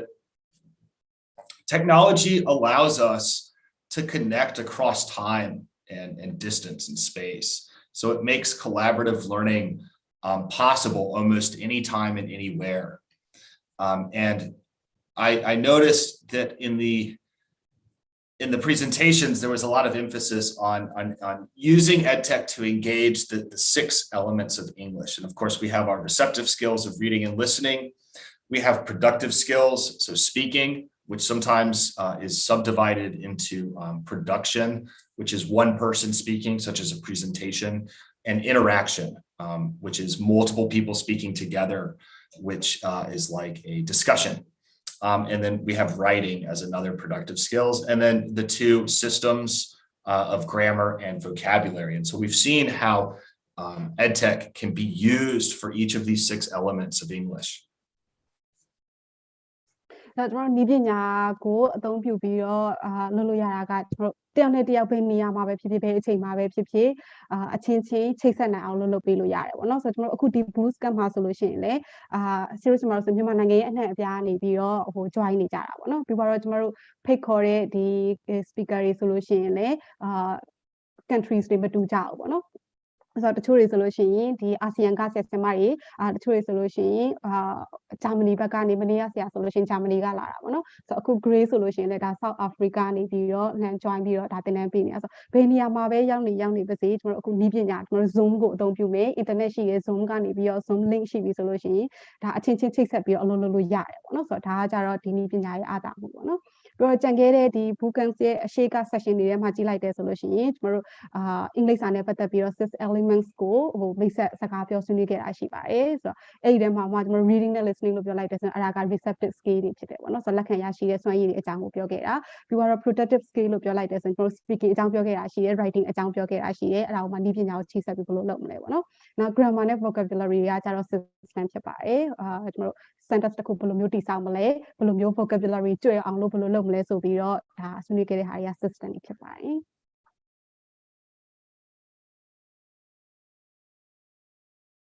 We've also seen a lot of tips from other speakers, other presenters with a lot of software. There are a lot of choices out there, and they've provided a lot of excellent recommendations. So we have recommendations for grammar. We have recommendations for vocabulary. We also have recommendations for reading, for writing, for speaking, and for listening. And I'm not going to go through all of these one by one, but of course, you can review the presentations that TET has hosted, and you can also go back and review this presentation where I have tried to bring together the different software recommendations from the presenters before me. ကျွန်တော်အရှိ section ကလောက်ခဲ့တဲ့ဒီ sharing လုပ်သွားပေးခဲ့တဲ့ဒီ tools တွေ website တွေ address တွေအကုန်လုံးကိုကျွန်တော်ပြန်ပြီးတော့ပေါင်းပြီးတော့ဒီနေ့presentation ထဲမှာထည့်ထားတာပေါ့နော်ဆိုတော့ကျွန်တော်တစ်ခုချင်းစီတော့မပြောတော့ဘူးကျွန်တော်ဒီမှာ join နေတဲ့ section တွေအကုန်လုံးဒီဟာတွေကိုတချို့ဟာတွေဆိုစံသုံးပြီးသားဖြစ်မယ်လို့ယူဆပါတယ်ဆိုတော့ဟိုကျွန်တော်ခေါင်းစဉ်တစ်ခုချင်းစီမှာ share ပေးခဲ့တဲ့ section တွေရဲ့ tools တွေ website တွေအဲ့ဒါအကုန်လုံးထည့်ပေးထားတာပါ And so the speakers before me, they've done a really great job of addressing, some of the drawbacks of using EdTech. So giving you recommendations of what EdTech can work best and how you might use it. And in the first presentation to kick off the boot camp, there was also this wonderful visual that has a bunch of different icons for different EdTech. So if you're more of a visual learner, you can see the icons here. I think this is another really great list, a compilation of different EdTech that teachers often use and find effective. ကျွန်တော်ပထမဆုံးနေ့ session လေးဆရာမသူစားရဲ့ session မှာတော့ဒါလောက်ခဲ့တဲ့ဟာလေးပေါ့နော်ကျွန်တော် Bloom's taxonomy ကိုဆရာမပြောသွားရရှိအဲ့ Bloom's taxonomy ရဲ့အဆင့်တစ်ဆင့်ချင်းစီတိုင်းမှာအသုံးပြုလို့ရမယ့်ဒီ possible tools တွေ website တွေကိုထည့်ပေးထားတာပေါ့နော်ဆိုတော့ဒီနေရာမှာကျွန်တော် link ပဲမဟုတ်ဘဲနဲ့ visual လေးလည်းပါတယ်ဆိုတော့ဒါ visual learner တွေအတွက်ကောင်းတဲ့ပုံစံလေးတစ်ခုဖန်တီးထားတာပေါ့နော်ဆိုတော့ဒီဟာလည်း tools တွေအများကြီးကိုပြန်ပြီးတော့ဆရာမတို့ review အနေနဲ့ပြန်ထည့်ပေးထားပါတယ် And another major takeaway, and this is something that I think each presenter really touched upon, is that as teachers, we have a very important role as a decision maker when it comes to choosing and using EdTech. So we have to decide, what EdTech, what hardware and software should we use in the classroom? What can be used at home? What can be used for distance or remote learning? And I just want to emphasize that, sometimes learning right now, because of the pandemic, because of other unfortunate situations and conditions where we might be living and working, sometimes learning is happening in a traditional classroom, and you might be bringing EdTech into the classroom, into that physical classroom. In other situations, there's remote learning or distance learning happening. And I think that these two situations are actually quite different. And so I think when you're thinking about EdTech, it's important to identify which situation you're in. Are you bringing EdTech into the physical classroom, the brick and mortar classroom, the traditional classroom if you will? Or are you using EdTech for distance learning, for remote learning? Because I do think these are two things. And we're not going to have time to get into that with this presentation, but it's important to think about your situation. And so know what situation you're in and how will EdTech help you in that specific situation. So ဒီပညာရေးသုံးတဲ့အခါမှာဆရာမတွေအနေနဲ့ဒီ decision maker rules ကိုယူရမယ်ပေါ့နော်ဆိုတော့ decision maker လို့ပြောလိုက်တဲ့ဆိုရင်ဘာတွေဆုံးဖြတ်ချက်ချရမှာလဲဆိုရင်အခုဒီမှာမြင်နေရတဲ့မိကွန်းတွေပေါ့နော်ဆိုတော့ကိုယ့်ရဲ့စာသင်ခန်းထဲမှာဘယ်လိုမျိုး edX တွေကိုအသုံးပြုမှာလဲဘယ် software တွေသုံးမလဲဘယ် hardware တွေသုံးမလဲဆိုတော့စာသင်ခန်းထဲမှာပဲမဟုတ်ဘူးကျွန်တော်အိမ်မှာအသုံးပြုမယ်ဆိုရင်ရောဘာတွေအသုံးပြုမလဲကျွန်တော် online distance learning လို့ပြောလို့ရတယ်ပေါ့နော်ဆိုတော့ကျွန်တော်စာသင်ခန်းထဲမှာ face to face မဟုတ်ဘဲနဲ့distance ဒါမှမဟုတ် remote learning လုပ်မယ်ဆိုရင်ရောဘယ် edX တွေကိုသုံးမလဲပေါ့နော်ဆိုတော့စာသင်ခန်းထဲမှာ in-person သုံးရတဲ့ဒီ tools တွေဒီပညာတွေနဲ့ကျွန်တော်စာသင်ခန်းထဲမှာမဟုတ်ဘဲနဲ့ဒီ distance learning မှာသုံးရတဲ့ tools တွေကတစ်ခါကြလို့ရှိရင်မတူနိုင်ကွာနိုင်တယ်ပေါ့နော်ဆိုတော့မဖြစ်မနေ online ကိုသုံးပြီးအလုပ်လုပ်ရတာရှိတယ်လို့ online မရှိဘဲနဲ့internet မရှိဘဲနဲ့အလုပ်လုပ်လို့ရနိုင်တဲ့ tools တွေလည်းရှိနိုင်တယ်ဆိုတော့ကိုယ့်ကျောင်းသားရဲ့ situation ကိုသိဖို့လို့ကျောင်းသားတွေကဘယ်လိုအခြေအနေမျိုးမှာရှိနေလဲပေါ့နော်ဆိုတော့အဲ့အခြေအနေကိုသိတယ်ဆိုလို့ရှိရင်ဆရာမအနေနဲ့ဆုံးဖြတ်ချက်ချရတာပို့ပြီးတော့လွယ်ကူပါလိမ့်မယ်ပြီးတော့နည်းပညာနဲ့ပတ်သက်ပြီးတော့ကျောင်းသားတွေက training တွေလိုအပ်တယ်ဆိုလို့ရှိရင်လည်းအားတွေထောက်ပံ့ပေးဖို့လိုလိမ့်မယ်ပြီးနည်းပညာတွေကိုကိုစာသင်ခန်းနဲ့ကိုက်ညီတဲ့ဟာကိုပြန်ပြီးတော့ adapt ပြန်လုပ်ပြီးတော့အသုံးပြုရတာလည်းဖြစ်လိမ့်မယ်ပေါ့နော်ပြီးတော့အသစ်တော့ edX နည်းပညာတွေကိုလည်းရှာဖွေဖို့လိုပါလိမ့်မယ် And then, of course, it's important to think about, is there training needed to use the EdTech? As a teacher, do you need some training to be able to use the EdTech? Do your students, do they need to be trained to use the EdTech? How can the EdTech be adapted? Is it authentic? Authenticity was used, I think, in a few of the presentations earlier. You might want to look at the writing one, the listening one. I think they go into ideas of authenticity. And then how can you learn about more EdTech? And that's something that my colleague Iman will touch upon later in this presentation. ဆိုတော့သူပြောနေတာအပြင်နောက်ထပ်တစ်ခုကျွန်မထပ်ဖြည့်ချင်တာကြတော့ကျွန်တော် social media ကိုအသုံးပြုတာရယ်ကျွန်တော်ဒီနိုင်ငံရေးအခြေအနေမတည်တဲ့အချိန်ရယ်ပြီးတော့ဒီ covid စတဲ့အချိန်ရယ်မှာဆိုလို့ရှိရင်ကျွန်တော်ပုံမှန်သင်တဲ့စာသင်ခန်းတွေအကုန်လုံးကလုံးဝ face to face ကနေပြီးလုံးဝ online ပြောင်းသွားတယ်ပေါ့နော် online ပြောင်းသွားတဲ့အခါမှာကျောင်းသားတွေနဲ့ဒီ participant တွေနဲ့interaction ယူဖို့အတွက်ဘယ်လို platform တွေသုံးမလဲဆိုပြီးတော့စဉ်းစားတဲ့အခါမှာရှာဖွေတဲ့အခါမှာသုံးလို့ရတဲ့ platform တွေအများကြီးပဲတွေ့ရပေါ့နော်ဆိုတော့ Google Classroom လို့ဟာမျိုးလည်းတွေ့တယ်သူနဲ့ပုံစံတူ Moodle လို့ဟာမျိုးတွေCanvas လို့ဟာမျိုးတွေအများကြီးပဲတွေ့ရပေါ့နော်ဆိုတော့ဒါပေမဲ့အဲ့ဒါတွေကိုသုံးမယ်ဆိုပြီးစဉ်းစားလိုက်တဲ့အခါမှာကျွန်မကိုယ်တိုင်လည်းအဲ့ဒီဟာကိုသုံးခဲ့ဘူးတဲ့အတွေ့အကြုံမရှိနေဘူးပြီးတော့ကိုပြန်သုံးမဲ့အချိန်မှာလည်းကိုအတန်းတွေကဒီ participant တွေကလည်းဒီဟာနဲ့ပတ်သက်ပြီးတော့အတွေ့အကြုံမရှိဘူးဆိုတော့ကျွန်တော်တို့ပုံမှန်သင်တန်းပေးရတဲ့ဟာကျတော့ short course တွေပေးရတာများတယ်ပေါ့နော်အချိန်ကြာကြီးလောင်းထက်မဟုတ်အဲ့တော့ဘာစဉ်းစားမိလဲဆိုတော့အဲ့ဒါတွေအစားသူတို့နဲ့ရင်းနှီးပြီးသားဖြစ်တဲ့ဒီ Facebook ကနေပဲ Facebook private group လေးဖွဲ့လိုက်တယ်ဆိုလို့ရှိရင်အဲ့ကနေပဲအချင်းချင်းပြန်ပြီး interaction ယူလို့ရတယ်ကျွန်တော် discussion တွေ post တွေတင်လို့ရတယ် file တွေ share လို့ရတယ် announcement တွေရှိရဆို announcement တွေတင်လို့ရတယ်ပေါ့နော်ဆိုကိုကျောင်းသားရဲ့ကိုယ့်ရဲ့ participant တွေရဲ့အခြေအနေကိုပြန်စဉ်းစားပြီးတဲ့အခါကျတော့မှသူတို့နဲ့အကိုက်ညီဆုံးဖြစ်တဲ့ဟာကိုအရင်ဆုံးinitiate လုပ်ရတာပေါ့နော်ဆိုတော့Google Classroom စပြီးမသုံးခင်မှာကျွန်တော် private Facebook group ကိုသုံးတယ်နောက်ပိုင်းဆရာဆရာမတွေအကိုယ်တိုင်ကလည်းတဖြည်းဖြည်းနဲ့နည်းပညာတွေအကြောင်း tools တွေအကြောင်းလေ့လာနေရင်းနဲ့မှာ Google Classroom နဲ့ရင်းနှီးလာတဲ့အခါမှာနောက်ပိုင်းမှာ Google Classroom တွေကိုစမ်းပြီးတော့သုံးကြည့်ရပေါ့နော်ဆိုလိုတာကြတော့ကိုယ့်ရဲ့learner တွေနဲ့ကိုက်ညီတဲ့ဟာကိုစဉ်းစားဖို့လိုပါလိမ့်မယ်ပြီးတော့ဒီမှာ authentic ဖြစ်တဲ့အကြောင်းပြောသွားတာရှိရဲအဲ့ဒါကြတော့ကိုသုံးမဲ့နည်းပညာတွေကဘယ်လောက်ထိ authentic ဖြစ်လဲပေါ့နော်ဆိုတော့ listening အတွက်လား writing အတွက်လားဘယ်အတွက်သုံးမှလဲဆိုတဲ့ဟာမျိုးစဉ်းစားဖို့လိုပါလိမ့်မယ် Great, and I see some questions in the chat box. That's great, and thanks to everyone on the call who's thinking about questions to ask, and also thanks to TET 1533 for taking a stab with a great answer to one of the questions in the chat box. I appreciate seeing the interaction. So moving on, we're gonna think about what today we're gonna try to wrap up by talking about technology integration. And there are two quotations that sort of jumped out to me from two different pieces that seek to define technology integration. And I'll read those out. So the goal of integrating technology into the curriculum is the link to link software, media, and technology tools with specific instructional objectives in ways that facilitate teaching and learning. Integrating technology is not about technology. It is primarily about content and effective instructional practices. Its focus must be on curriculum and learning.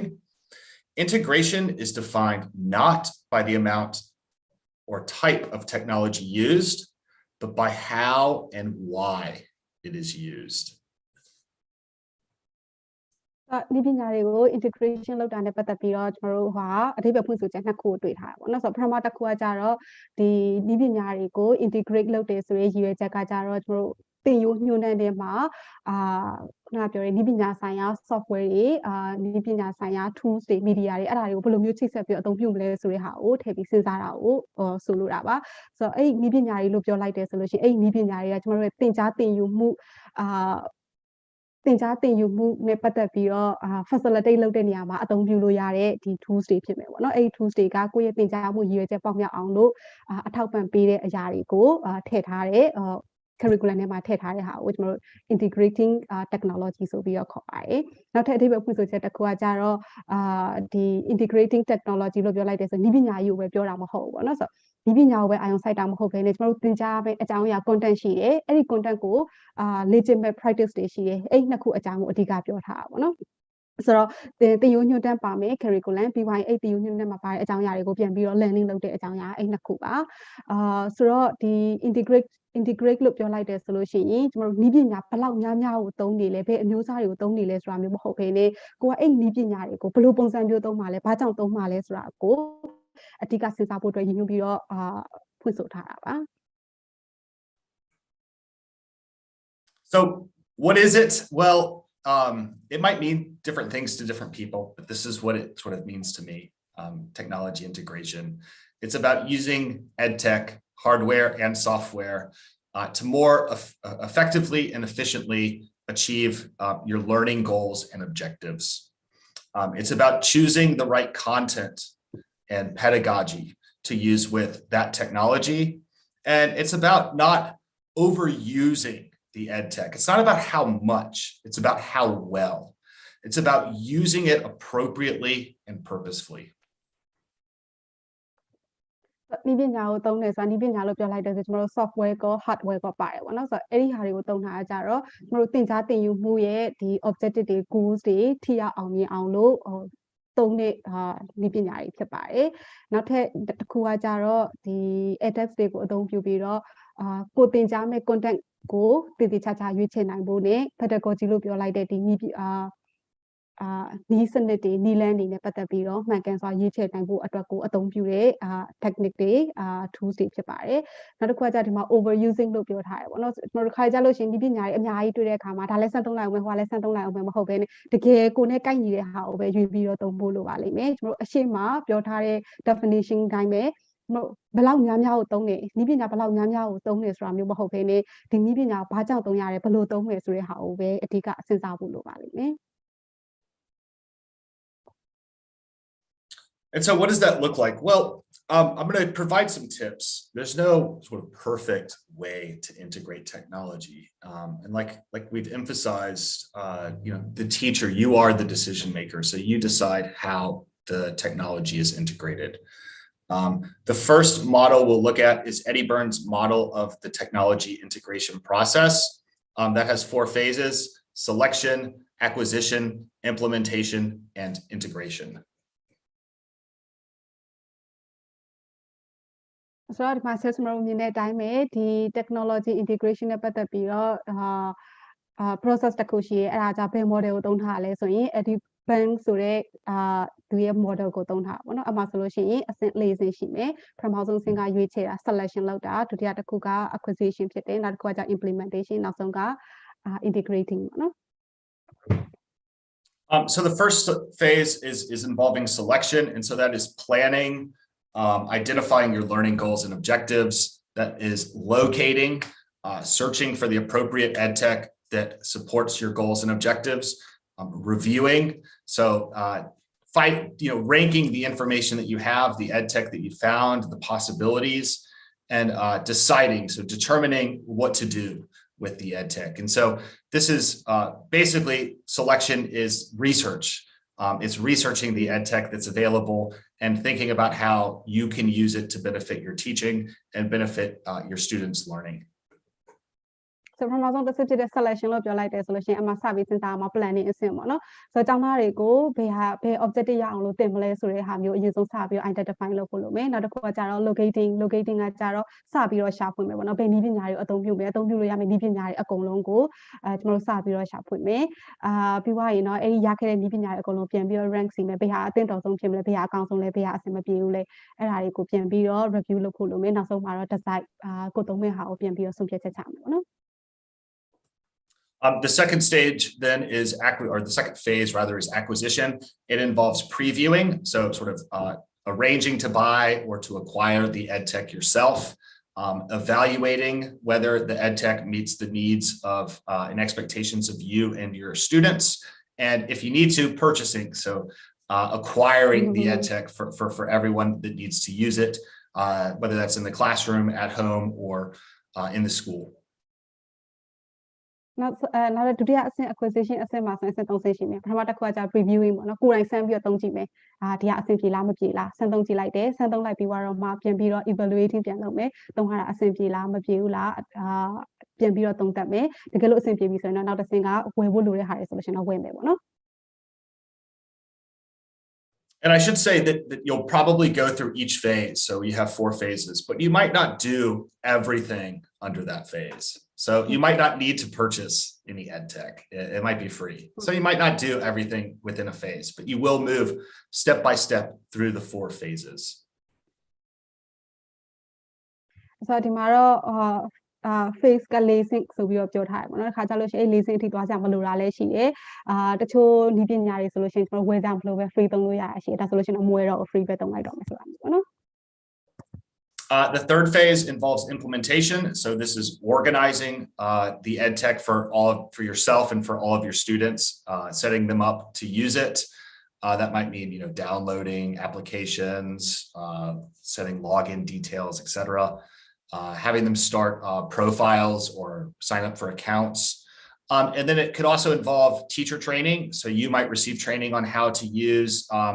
particular hardware, software, or it might involve student training. So providing the students with training needed to use the hardware and software. At the implementation is so tomorrow Kunaronga, Nibin you take a so you take where would do a solution where be so not a thing as organizing sim no savio Janari address Tisata PP Kukura profile then you account set up low damn you Satapi organize load a simple not a happy solution or Sesamari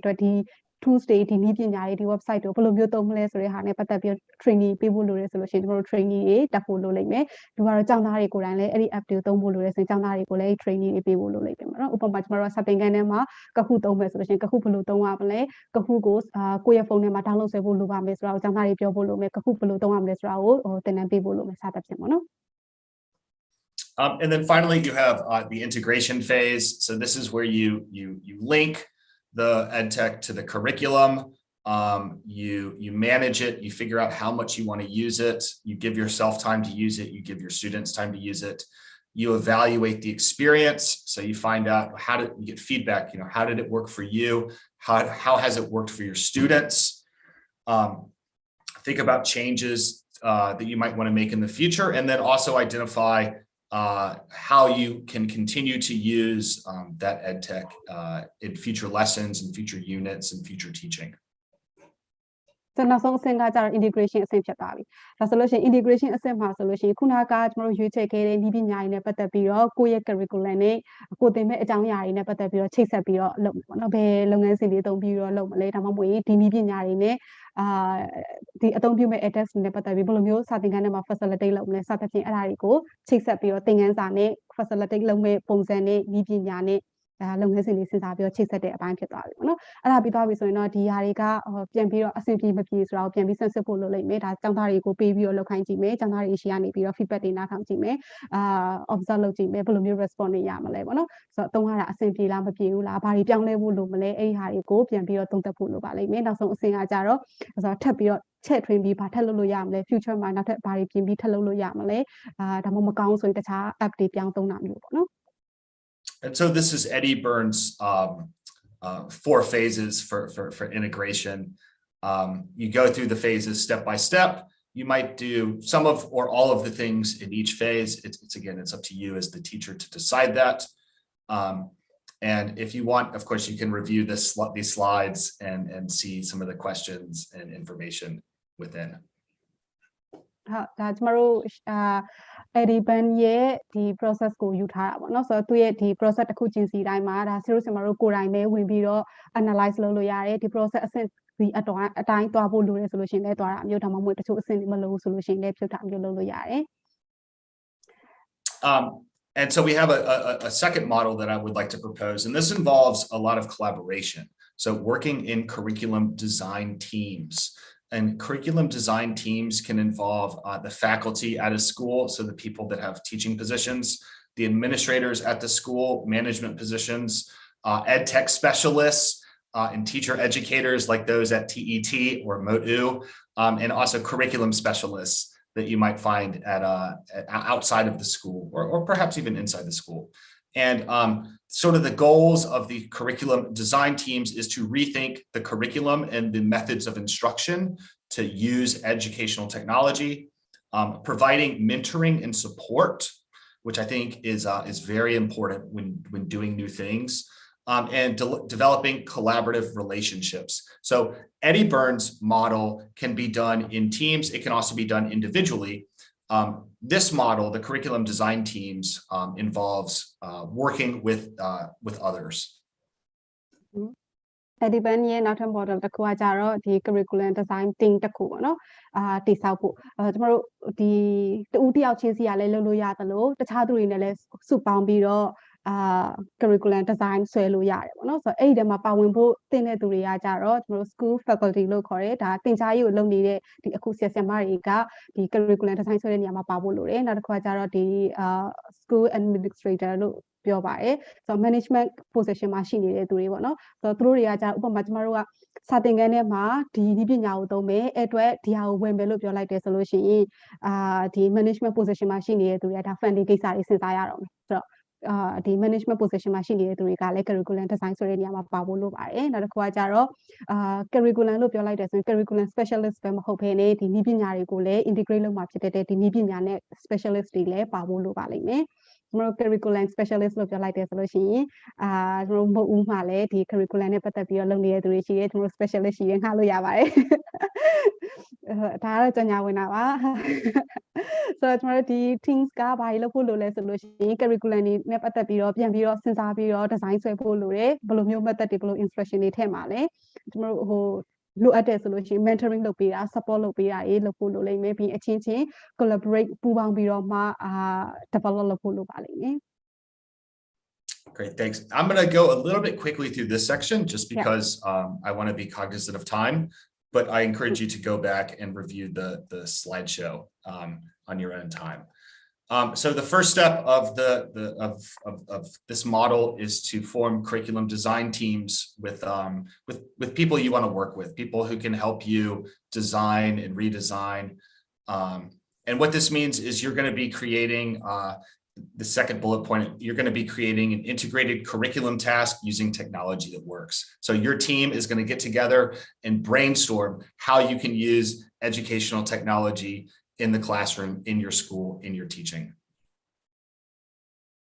ဆိုတော့team တစ်ခုဖွဲ့လိုက်မယ်ပေါ့နော်အဲ့ team တစ်ခုကအတူတူတွဲလုပ်ပြီးတော့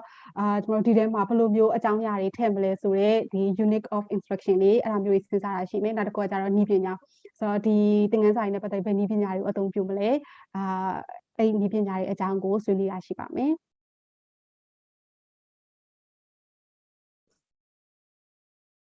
Great, and this is going to involve doing a needs analysis. So you want to understand the needs of the key stakeholders. That includes yourself,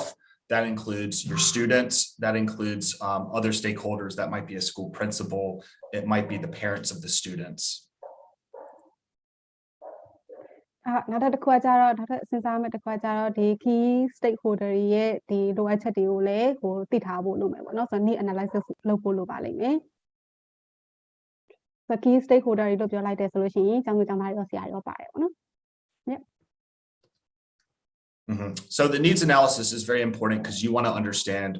your students' situation. And when you have that information, then you can take leadership towards choosing EdTech that is going to be useful for your teaching. Yep. သင်ကြားရေးမှာဒီ EdTech တွေကိုအသုံးဘယ်လိုမျိုးအသုံးပြုမလဲဆိုတာကိုသိဖို့လိုပါလိမ့်မယ် I'm sorry I missed it. So you want to take leadership, you want to commit to using the EdTech that you choose. You want to consider yourself, even if you're not 100% confident, you want to be a leader in using that EdTech.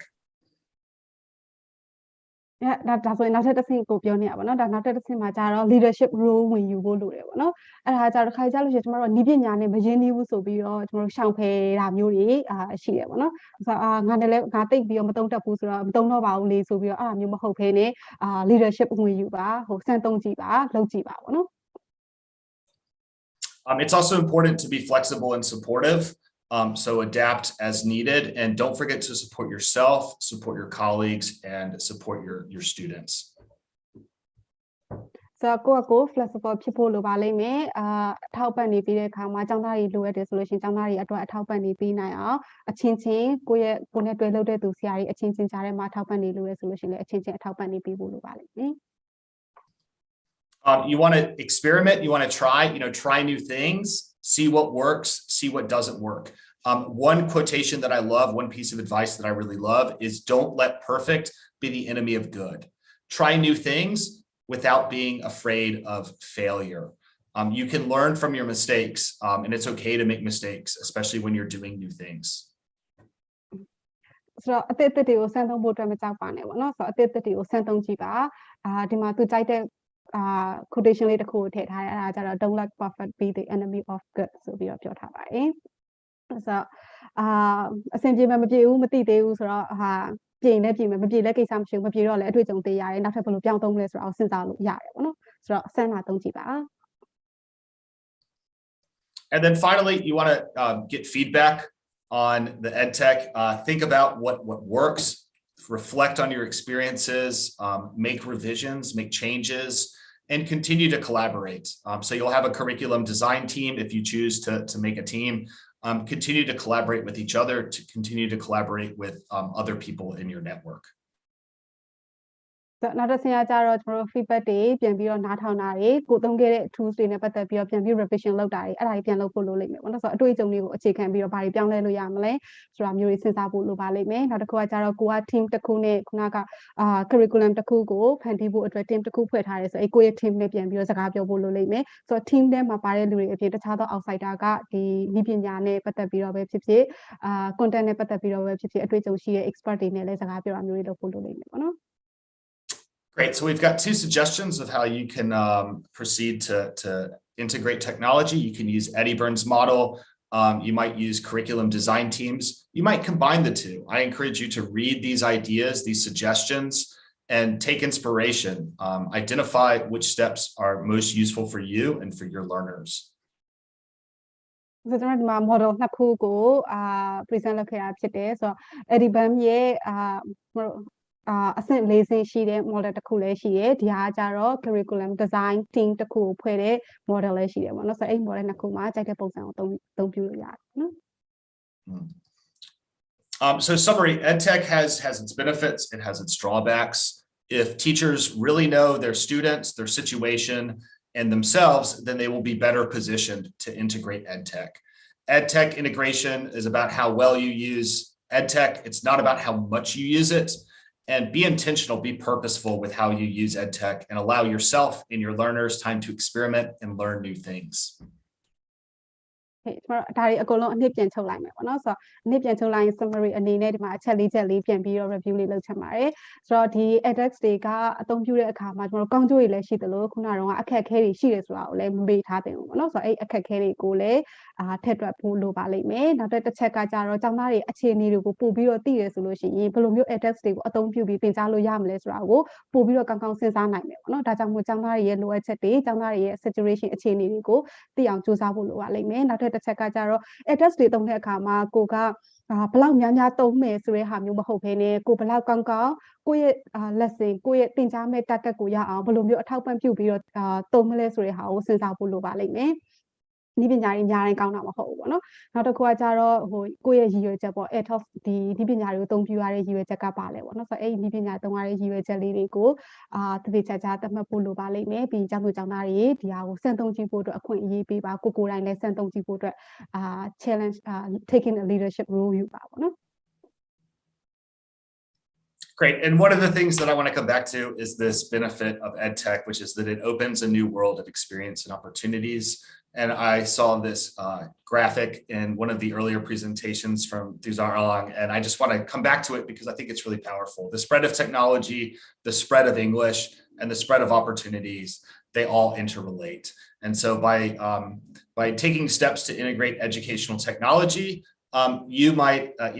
empower the spread of English with yourself and your learners and empower the spread of opportunity for them as well through the development of, for example, 21st century skills. ဆိုတော့ကျွန်တော်မှတ်မိအောင်မယ်ထင်ပါတယ်ဒီကျွန်တော်တို့ဒီမှာပြထားတဲ့ပုံလေးကကြတော့ပထမဆုံးနေ့ဆမသူစာရဲ့ session တုန်းကပါခဲ့တဲ့ပုံလေးပေါ့နော်ဆိုတော့ဒီပညာကိုအသုံးပြုခြင်းအပြင်ကျွန်တော်တို့အခွင့်အလမ်းတွေအများကြီးကိုလည်းဖွင့်ပေးရရောက်တယ်ဒီပညာတွေအများကြီးကိုသုံးဖို့အတွက်လည်းဒါဖွင့်ပေးရရောက်တယ်ပြီးတော့ကျွန်တော်တို့ဒီနေ့မှာအင်္ဂလိပ်စာနဲ့ပတ်သက်ပြီးတော့လည်းအရှိ session တွေမှာပြောခဲ့တာဖြစ်တယ်ဒီအင်္ဂလိပ်စာနဲ့ပတ်သက်ပြီးတော့လည်းချဲ့ထွင်ပြီးတော့အလုပ်လုပ်ဖို့အတွက်ဒါအများကြီးဖွင့်ပေးရရောက်တယ်ပေါ့နော်ဆိုတော့ဒါကကြတော့ကျွန်တော် bonus အနေနဲ့ထည့်ထားတာပေါ့နော်ဒါကတော့ suggested လောက်ထားတဲ့ free course လေးတွေပါဆိုတော့ကျွန်တော်တို့ကတချို့ဒီ website တွေပြီးထားပြီးသားဖြစ်မှာပါကျွန်တော်တို့ FutureLand တို့ Coursera တို့ရှိတယ်ကျွန်တော်ဆို FutureLand မှာတချို့ course တွေကိုခုတက်နေရပါတော့ဆိုဒီ FutureLand ဆိုလို့ရှိရင်လည်းအမှပြထားတဲ့ course တွေအကုန်လုံးက free course တွေဖြစ်ပါတယ်ပြီးတော့ Coursera မှာလည်းကျွန်တော်အခုနည်းပညာနဲ့သက်ဆိုင်တဲ့ course လေးတချို့ကိုရှာတွေ့ထားရပါတော့အဲ့ဒါလေးတွေကိုမျှဝေပေးတာပါနောက်တစ်ခုကကျတော့ကျွန်တော်တို့ US Embassy မှာအခုတင်ထားတဲ့ချုပ်ဆရာမတွေပြီးထားပြီးသားဖြစ်မှာပါ online professional English networks program ဆိုပြီးတော့ရှိရဲအဲ့ဒီမှာဆိုလို့ရှိရင်လည်းအခု course တွေကိုစပြီးတော့ခေါ်နေပြီပေါ့နော်ဆိုတော့အင်္ဂလိပ်စာနဲ့ပတ်သက်တာရဲ့နည်းပညာနဲ့ပတ်သက်တဲ့ဟာရဲ့ကိုသွားပြီးတော့တက်လို့ရတယ်ပေါ့နော်ဒါကတော့ sales professional development အတွက်လက်တလောတွေ့ထားတဲ့ဒီcourse တွေနဲ့ပတ်သက်ပြီးတော့ sharing လုပ်တာပါအဲ့ဒါတွေအကုန်လုံး free course တွေပေါ့နော်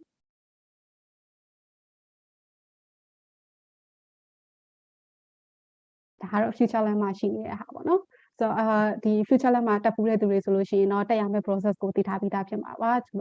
ဒီ course နဲ့ပတ်သက်ပြီးတော့ဘယ်လောက်တက်ရမယ်ဆိုတဲ့ duration တွေတစ်ပတ်ကိုဘယ်နှစ်ကြိမ်ဘယ်နှစ်နာရီအလုပ်လုပ်ရမလဲဘယ်နှစ်နာရီသင်ယူရမလဲဆိုတဲ့ဟာမျိုးတွေပါတယ်ပေါ့နော်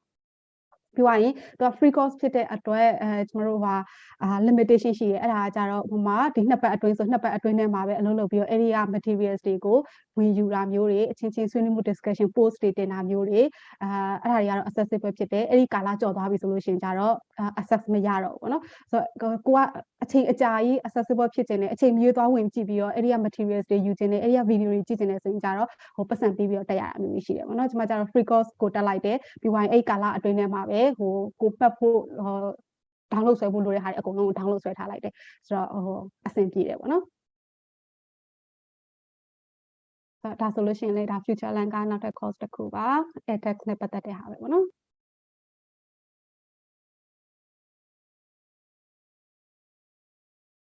ဒီတစ်ခုကကြတော့ Coursera မှာအခုခေါ်ထားတဲ့ဒီ course တစ်ခုပါ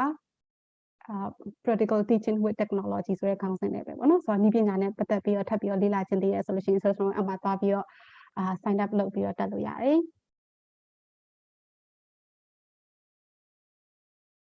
ဟုတ်ဒါလည်း Coursera ကနောက်ထပ်တစ်ခုပါကျွန်တော်တို့ဒီ ASU ပထမဆုံးနေ့က Bob ကိုမှတ်မိအောင်ပဲထင်တယ်ကျွန်တော် Bob ဆိုလို့ရှိရင်ဒီ Arizona State University ကပေါ့နော်ဆိုတော့ဒီသူတို့ကျောင်းကနေပဲအထောက်ပံ့ပေးထားတဲ့နောက်ထပ်ဒီ course တစ်ခုပေါ့နော်အင်္ဂလိပ်စာနဲ့ပတ်သက်တဲ့ဟာအဲ့ဒါကိုမှနည်းပညာကိုအသုံးပြုတဲ့ဟာဒီကလည်း free course ပါ right ဒါဆိုလို့ရှိရင်ဒီနေ့အတွက်တော့ပြီးသားပါပြီကျမတို့ဟာမိကွန်လေးမတိုင်ခင်မှာဒါဟိုမမေးခင်လေး assignment နဲ့ပတ်သက်ပြီးတော့လေးပြောချင်ပါတယ်ဒီနေ့အတွက် assignment ကြတော့အရှိရက်တွေမှာအရှိ session တွေမှာကျမတို့elements of English အကြောင်းအများကြီးပဲလုပ်ခဲ့တယ်ပေါ့နော်ဆိုတော့ဟိုဒီပညာကိုချိတ်ဆက်ပြီးတော့ speaking ဘယ်လိုသင်မလဲဒီပညာကိုချိတ်ဆက်ပြီး writing ဘယ်လိုသင်မလဲ listening ဘယ်လိုသင်မလဲအဲ့ဒါအများကြီးပဲလုပ်ခဲ့တာရှိတယ်အဲ့ဒီနေရာမှာကျမတို့ selection ဒီကာလအတွင်းထဲမှာတချို့တွေဆိုလို့ရှိရင်စာသင်နေတဲ့ကာလအတွင်းဖြစ်တယ်ဆိုတော့စာသင်နေတဲ့ကာလအတွင်းထဲမှာစံသုံးကြည့်ဖြစ်ခဲ့တဲ့ဒီဒီပညာရေးနဲ့ပတ်သက်ပြီးဘယ်လိုမျိုး integrate လုပ်လဲဆိုတဲ့ဟာလေးကိုစာကြောင်းလေးတချို့ရေးပေးရပါပြီကျမတို့ element အကုန်လုံးရေးကြမလို့အဲ့ element တွေထဲမှာတစ်ခုဆိုလို့ရပြီပေါ့နော်ဆိုတော့အခုဒီကာလထဲမှာ speaking သင်ခဲ့တယ် speaking သင်တော့ကပြောခဲ့တဲ့ဒီနည်းပညာရေးတဲ့ကမှာတစ်ခုကိုရွေးပြီးတော့ဗာစမ်းသုံးကြည့်ခဲ့လဲအဲ့သုံးကြည့်ရတဲ့ပတ်သက်ပြီးတော့အတွေ့အကြုံလေးညပေးရပါပြီ Okay now is the question time Yes, that was fantastic. I think grade sections remind me of the section that we learned during YCD Summit, right, Imon? We learned about instructional design, a lot of stuff like edit models, backward design. Yes, that was outstanding. Thank you so much, Gray, for helping us. That was fantastic. Yeah, so yeah. Now it's question time. I think you guys might want to take questions from audience. ဆိုမေကွန်ရှိရဆိုလို့ရှိရင်မေကွန်မေးလို့ရပါတယ်ကျမတို့ဟိုအချိန်မှာမုတ်ဦးနဲ့ပတ်သက်ပြီးတော့မင်းနေရရှိရဲကျမတို့နှစ်ယောက်ကအခုမုတ်ဦးမှာအလုပ်လုပ်နေရပါတော့ဆိုမုတ်ဦး education ကကြတော့ဟို local NGO အဖွဲ့အစည်းလေးတစ်ခုပါအဓိကအဖြစ်တော့ပညာရေးကိုအဓိကလုပ်တာပေါ့နော်ကျမတို့စာအုပ်တွေထုတ်တယ်ပြီးတော့သင်တန်းတွေပေးတယ်ကျမတို့ထုတ်တဲ့စာအုပ်တွေတော်တော်များများကြတော့ဟိုyoung adult တွေကိုဦးတည်ပြီးတော့ထုတ်ထားတဲ့စာအုပ်တွေဖြစ်ပါတယ်ဆိုတော့ civic education လို့စာအုပ်မျိုးတွေပြီးတော့ဆရာဆရာမတွေနဲ့အသုံးပြုလို့ရမယ့်ဒီ teaching နဲ့ပတ်သက်တဲ့ teaching resource တွေထုတ်ထားရှိတယ် social science တို့နောက် peace education တို့အဲ့ဒါမျိုးထုတ်ပါတယ်ပြီးတော့မှနောက်ထပ်လုပ်ငန်းစဉ်တစ်ခုကကြတော့သင်တန်းတွေပေးပါတယ်ဆိုတော့ထုတ်ခဲ့တဲ့စာအုပ်တွေပေါ်မှာအခြေခံပြီးသင်တန်းပေးတာရှိတယ် teacher training တွေပေးတာရှိတယ်ဆိုတော့စာအုပ်တွေကကျွန်တော်တို့ website မှာ mau.org မှာ free download ဆွဲလို့ရပါတယ်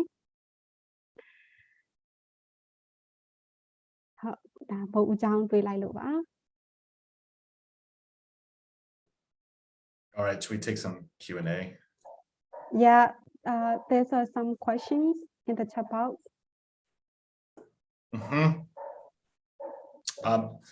How can the teacher make sure that the students are working collaboratively using technology tools? So if you expect your students to work collaboratively, you should show them how to do that. So how do they use WhatsApp? How do they use social media? How do they use other EdTech to work collaboratively? And then if you want to assess them on their collaboration, you can use a rubric. You can use a self-assessment rubric, or you might ask them to assess other members of their group. That way, if there is a member of their group who is not collaborating, they can let the teacher know that.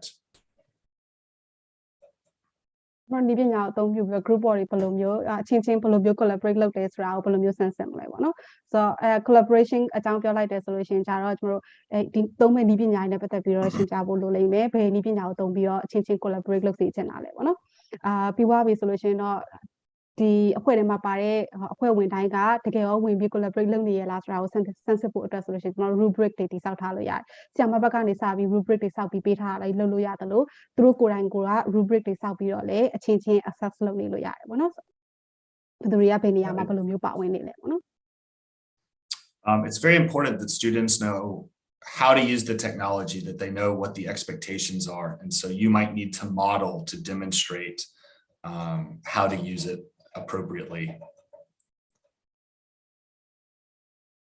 ဆိုတော့ဒီပညာနဲ့ပတ်သက်ပြီးတော့ဘယ်လိုမျိုးသုံးမလဲဆိုတာကိုကျောင်းသားတွေကိုသိအောင်ဆိုလို့ရှိရင်ဆရာမကိုယ်တိုင်စပြီးတော့နမူနာ demonstration လုပ်ပြဖို့လုပ်မယ်ပေါ့နော်ကျောင်းသားတွေနဲ့အတူတူဆန်ပြီးတော့သုံးပြမယ်ဒီဟာကဘယ်လိုမျိုးလုပ်ရတယ်ဆိုတဲ့ဟာမျိုးပြီးအချင်းချင်း collaborate လုပ်လို့ရတဲ့ဟာဆိုလို့ရှိရင်လည်းဘယ်လိုမျိုးလုပ်လို့ရနိုင်လဲနော် And then how can teachers help if the students have difficulties or challenges?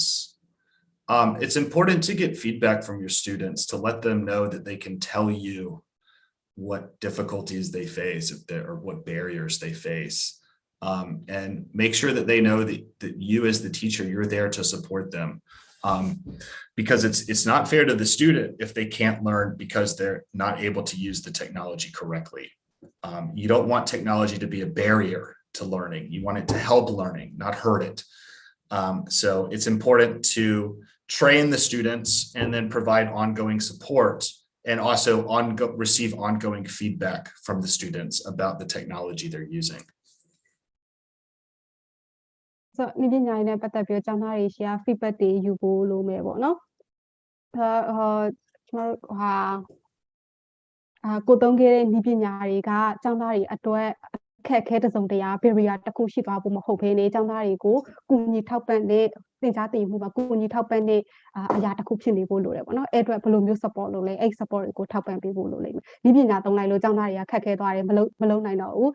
pressure တွေမိလာတယ်ဆိုတာမျိုးမဖြစ်ရဘူးပေါ့နော်ဆိုတော့အဲ့ဒီအတွက်ကိုဆရာမဝင်ပြီးတော့ support ပေးဖို့လိုပါလိမ့်မယ်ပြီးွားရင်ဒီနည်းပညာတွေသုံးတဲ့နေရာမှာကျောင်းသားတွေကဘယ်လိုမျိုး feedback တွေရမလဲပေါ့နော်သုံးရတာခက်လားဒါမှမဟုတ်သူတို့ရဲ့တယောက်နဲ့တယောက်မတူတဲ့အခါကျတော့တချို့ကျောင်းသားတွေအတွက်ကဒီ app ကို download ဆွဲရတာအဆင်ပြေတဲ့ချို့တွေအတွက်အဆင်မပြေဘူးဒါဆိုလို့ရှိရင်သူတို့အဆင်မပြေတာဘာဖြစ်နေမလဲအဲ့ဒါကိုဝင်ပြီးတော့စဉ်းစားပေးတာမျိုးတွေလုပ်ဖို့လိုမယ်ပေါ့နော် For example, I remember using Flipgrid. So I had students record videos outside of the class using the Flipgrid application in their mobile phones. And so in the classroom, I had to first show them how to access Flipgrid, how to make an account. And then we did that together in the classroom so that I knew that all of them had a Flipgrid account. And then I gave them the deadline. And I told them that if they had any issues while they were trying to do it, they could contact me on WhatsApp in our student group channel, or they could contact me privately if they didn't want to do it in the student group. And if they did have a problem, then I would give them an extension so that they could do it.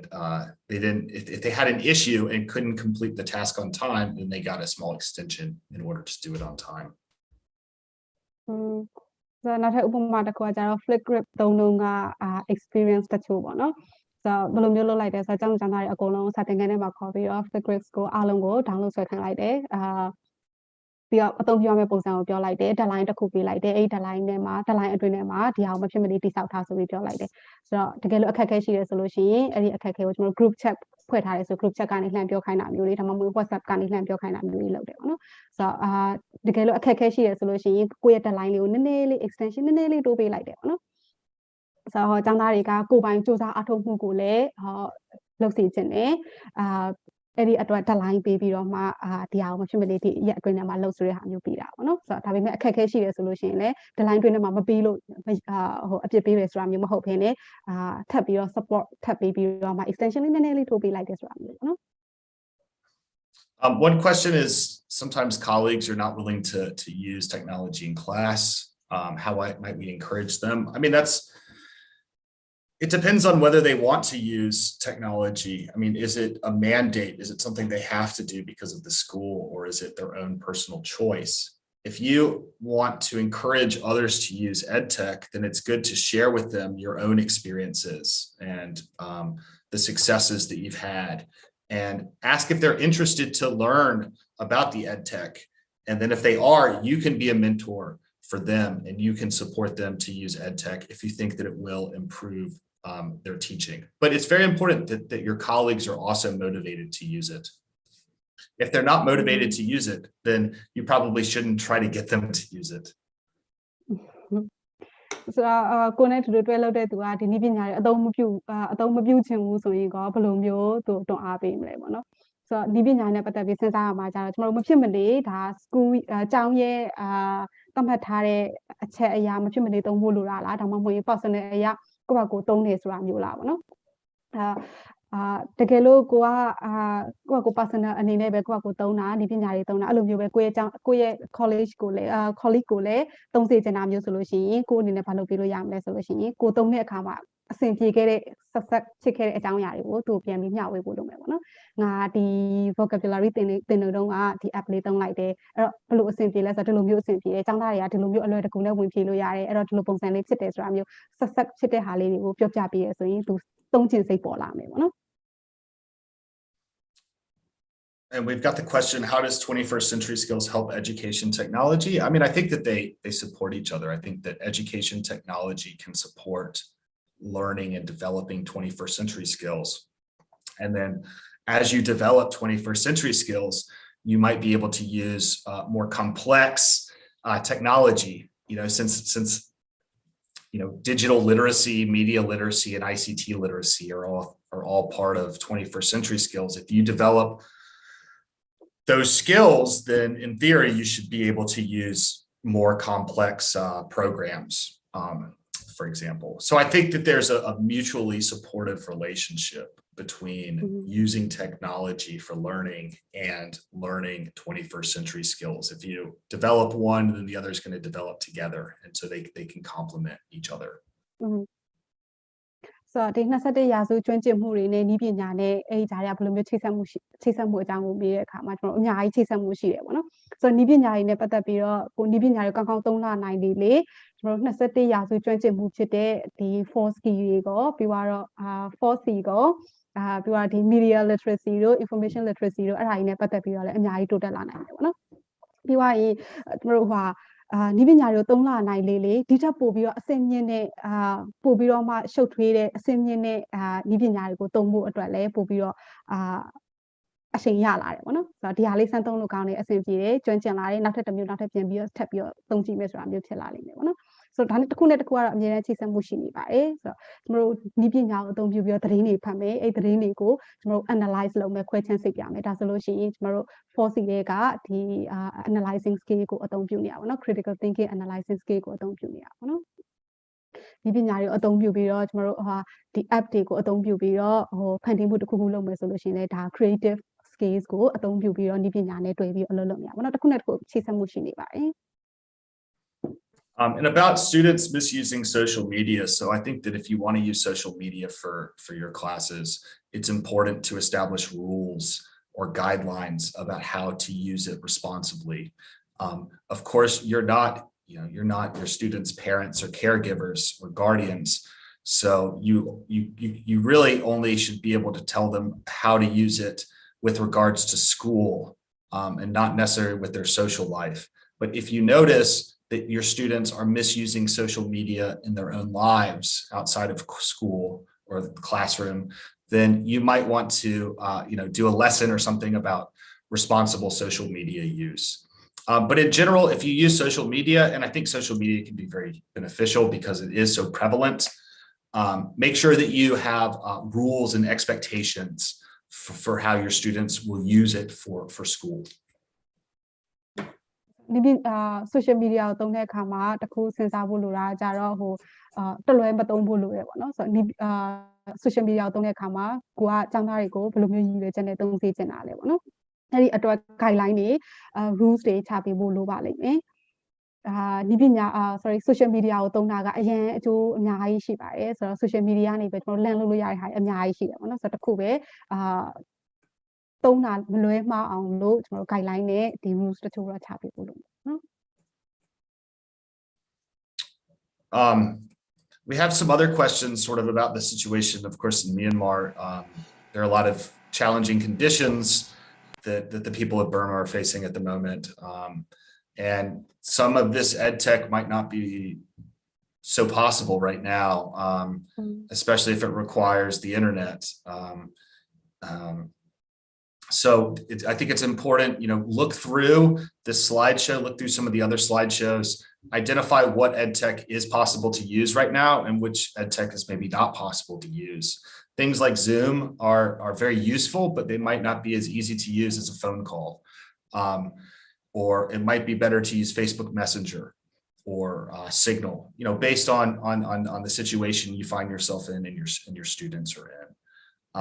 Of course, it's always easier to teach someone how to use technology if you're sitting next to them. And that might not be possible now. So you might have to think of other ways to try to teach them to use the technology. And if you can't think of other ways, then maybe you won't be able to teach them how to use the technology. And so maybe you shouldn't at that moment use that technology. So I understand that, the situations change. Situations sometimes are very challenging, sometimes they're not. And so it's important for you to think about what you can and can't do because of your situation. And I mean, don't put pressure on yourself to use EdTech. Don't put pressure on yourself to use it. Only use it if you think it is useful for you and helpful for you. ဒီပညာရေးသုံးတဲ့နေရာမှာအရင် pressure မဖြစ်ပါနဲ့ပေါ့နော်ဆိုတော့ဒီမှာမြန်မာနိုင်ငံရဲ့အခြေအနေအရinternet က တော်တော်များများနေရာမှာဆိုမရနိုင်ဘူးပေါ့နော်ဆိုတော့ကိုယ့်ရဲ့အခြေအနေကိုကိုယ့်ရဲ့အခြေအနေကကိုယ်တိုင်းပဲပို့အသိဆုံးပေါ့နော်ဆိုတော့ကိုယ့်ရဲ့အခြေအနေကိုကိုပြန်ဆန်းစစ်ပြီးတော့မှကျွန်တော်တို့အရင်ရှေ့ရက်တွေကလောက်ခဲ့တဲ့ဒီ PowerPoint slide တွေကိုလည်းဆရာတို့ share ပေးထားရရှိတယ်ဆိုတော့အဲ့ PowerPoint slide တွေကိုလည်းပြန်ကြည့်လို့ရတယ်ဆိုတော့အဲ့ PowerPoint တွေမှာဆရာ share ပေးခဲ့တဲ့ဒီ tools တွေထဲမှာဘယ် tools တွေကကိုယ်နဲ့သင်လျော်ကိုက်ညီလဲဆိုတာကိုပြန်ပြီးတော့ selection ရွေးပြီးတော့အသုံးပြုလို့ရပါတယ် Yeah, and I know that internet is getting more expensive as well. So you really have to be aware of the costs. It's very important to think about the costs and to think about the benefits. If the costs are greater than the benefits, then the rational thing is to not do it. If the benefits are greater than the cost, then you might think about doing it or not. ဆိုတော့သုံးတဲ့နေရာမှာကျွန်တော် budget လည်းထည့်ပြီးစဉ်းစားဖို့လိုတယ်ဆိုတော့ကိုသုံးလိုက်တဲ့ဒီ tools ကဘယ်လောက်ပတ်စံ data စားလဲအဲ့ဒီအတွက်ဒီဟာသုံးလို့ကောင်းကျိုးကပါရှိလဲပေါ့နော်ဆိုတော့ကောင်းကျိုးထက်ဒီ data စားတဲ့အကြောင်းအရာပုံများနေရဆိုလို့ရှိရင်တခြားဟာပြောင်းသုံးလို့ရတယ်ပေါ့နော်ကျွန်တော်စာသင်ခန်းထဲမှာ zoom ကိုသုံးမယ်လို့စဉ်းစားလိုက်ပဲဒါပေမဲ့ zoom သုံးတဲ့အတွက်ဘယ်လိုမျိုးကောင်းကျိုးရှိမလဲဒါဆိုရင် zoom သုံးတဲ့အစား data ပို့ပြီးတော့စားတာတက်တာတဲ့ထားပါတော့messenger နေပဲ group call ခေါ်ပြီးတော့ video call ခေါ်ပြီးတော့စာသင်နေဆိုလို့ရှိရင်တော့ data စားတာဘယ်လောက်กว่าလဲအဲ့ဒါမျိုးတွေနှိုင်းယှဉ်ကြည့်မယ်ဘယ်ဟာသုံးလို့ပိုအဆင်ပြေမလဲချိန်ကြည့်ပြီးတော့ကိုက်ညီတဲ့ဟာကိုရွေးသုံးမယ်ပေါ့နော် And a really interesting question here about screen time. Yeah, if you're worried about screen time for students, especially younger learners, that's a very important consideration. You know, you might want to talk to their parents about how much screen time they would like their child to get. You can also think about ways to use EdTech that might not involve screen time. So that might involve, you know, not watching a video, but listening to audio. Or you could assign your students work to do outside where they take photographs. They use their phones, if they have access to phones, as cameras to take photographs. You can also give them assignments where they have to write by hand, and then they might take a photo of that assignment and send it to you. So I think that's an important consideration to think about screen time.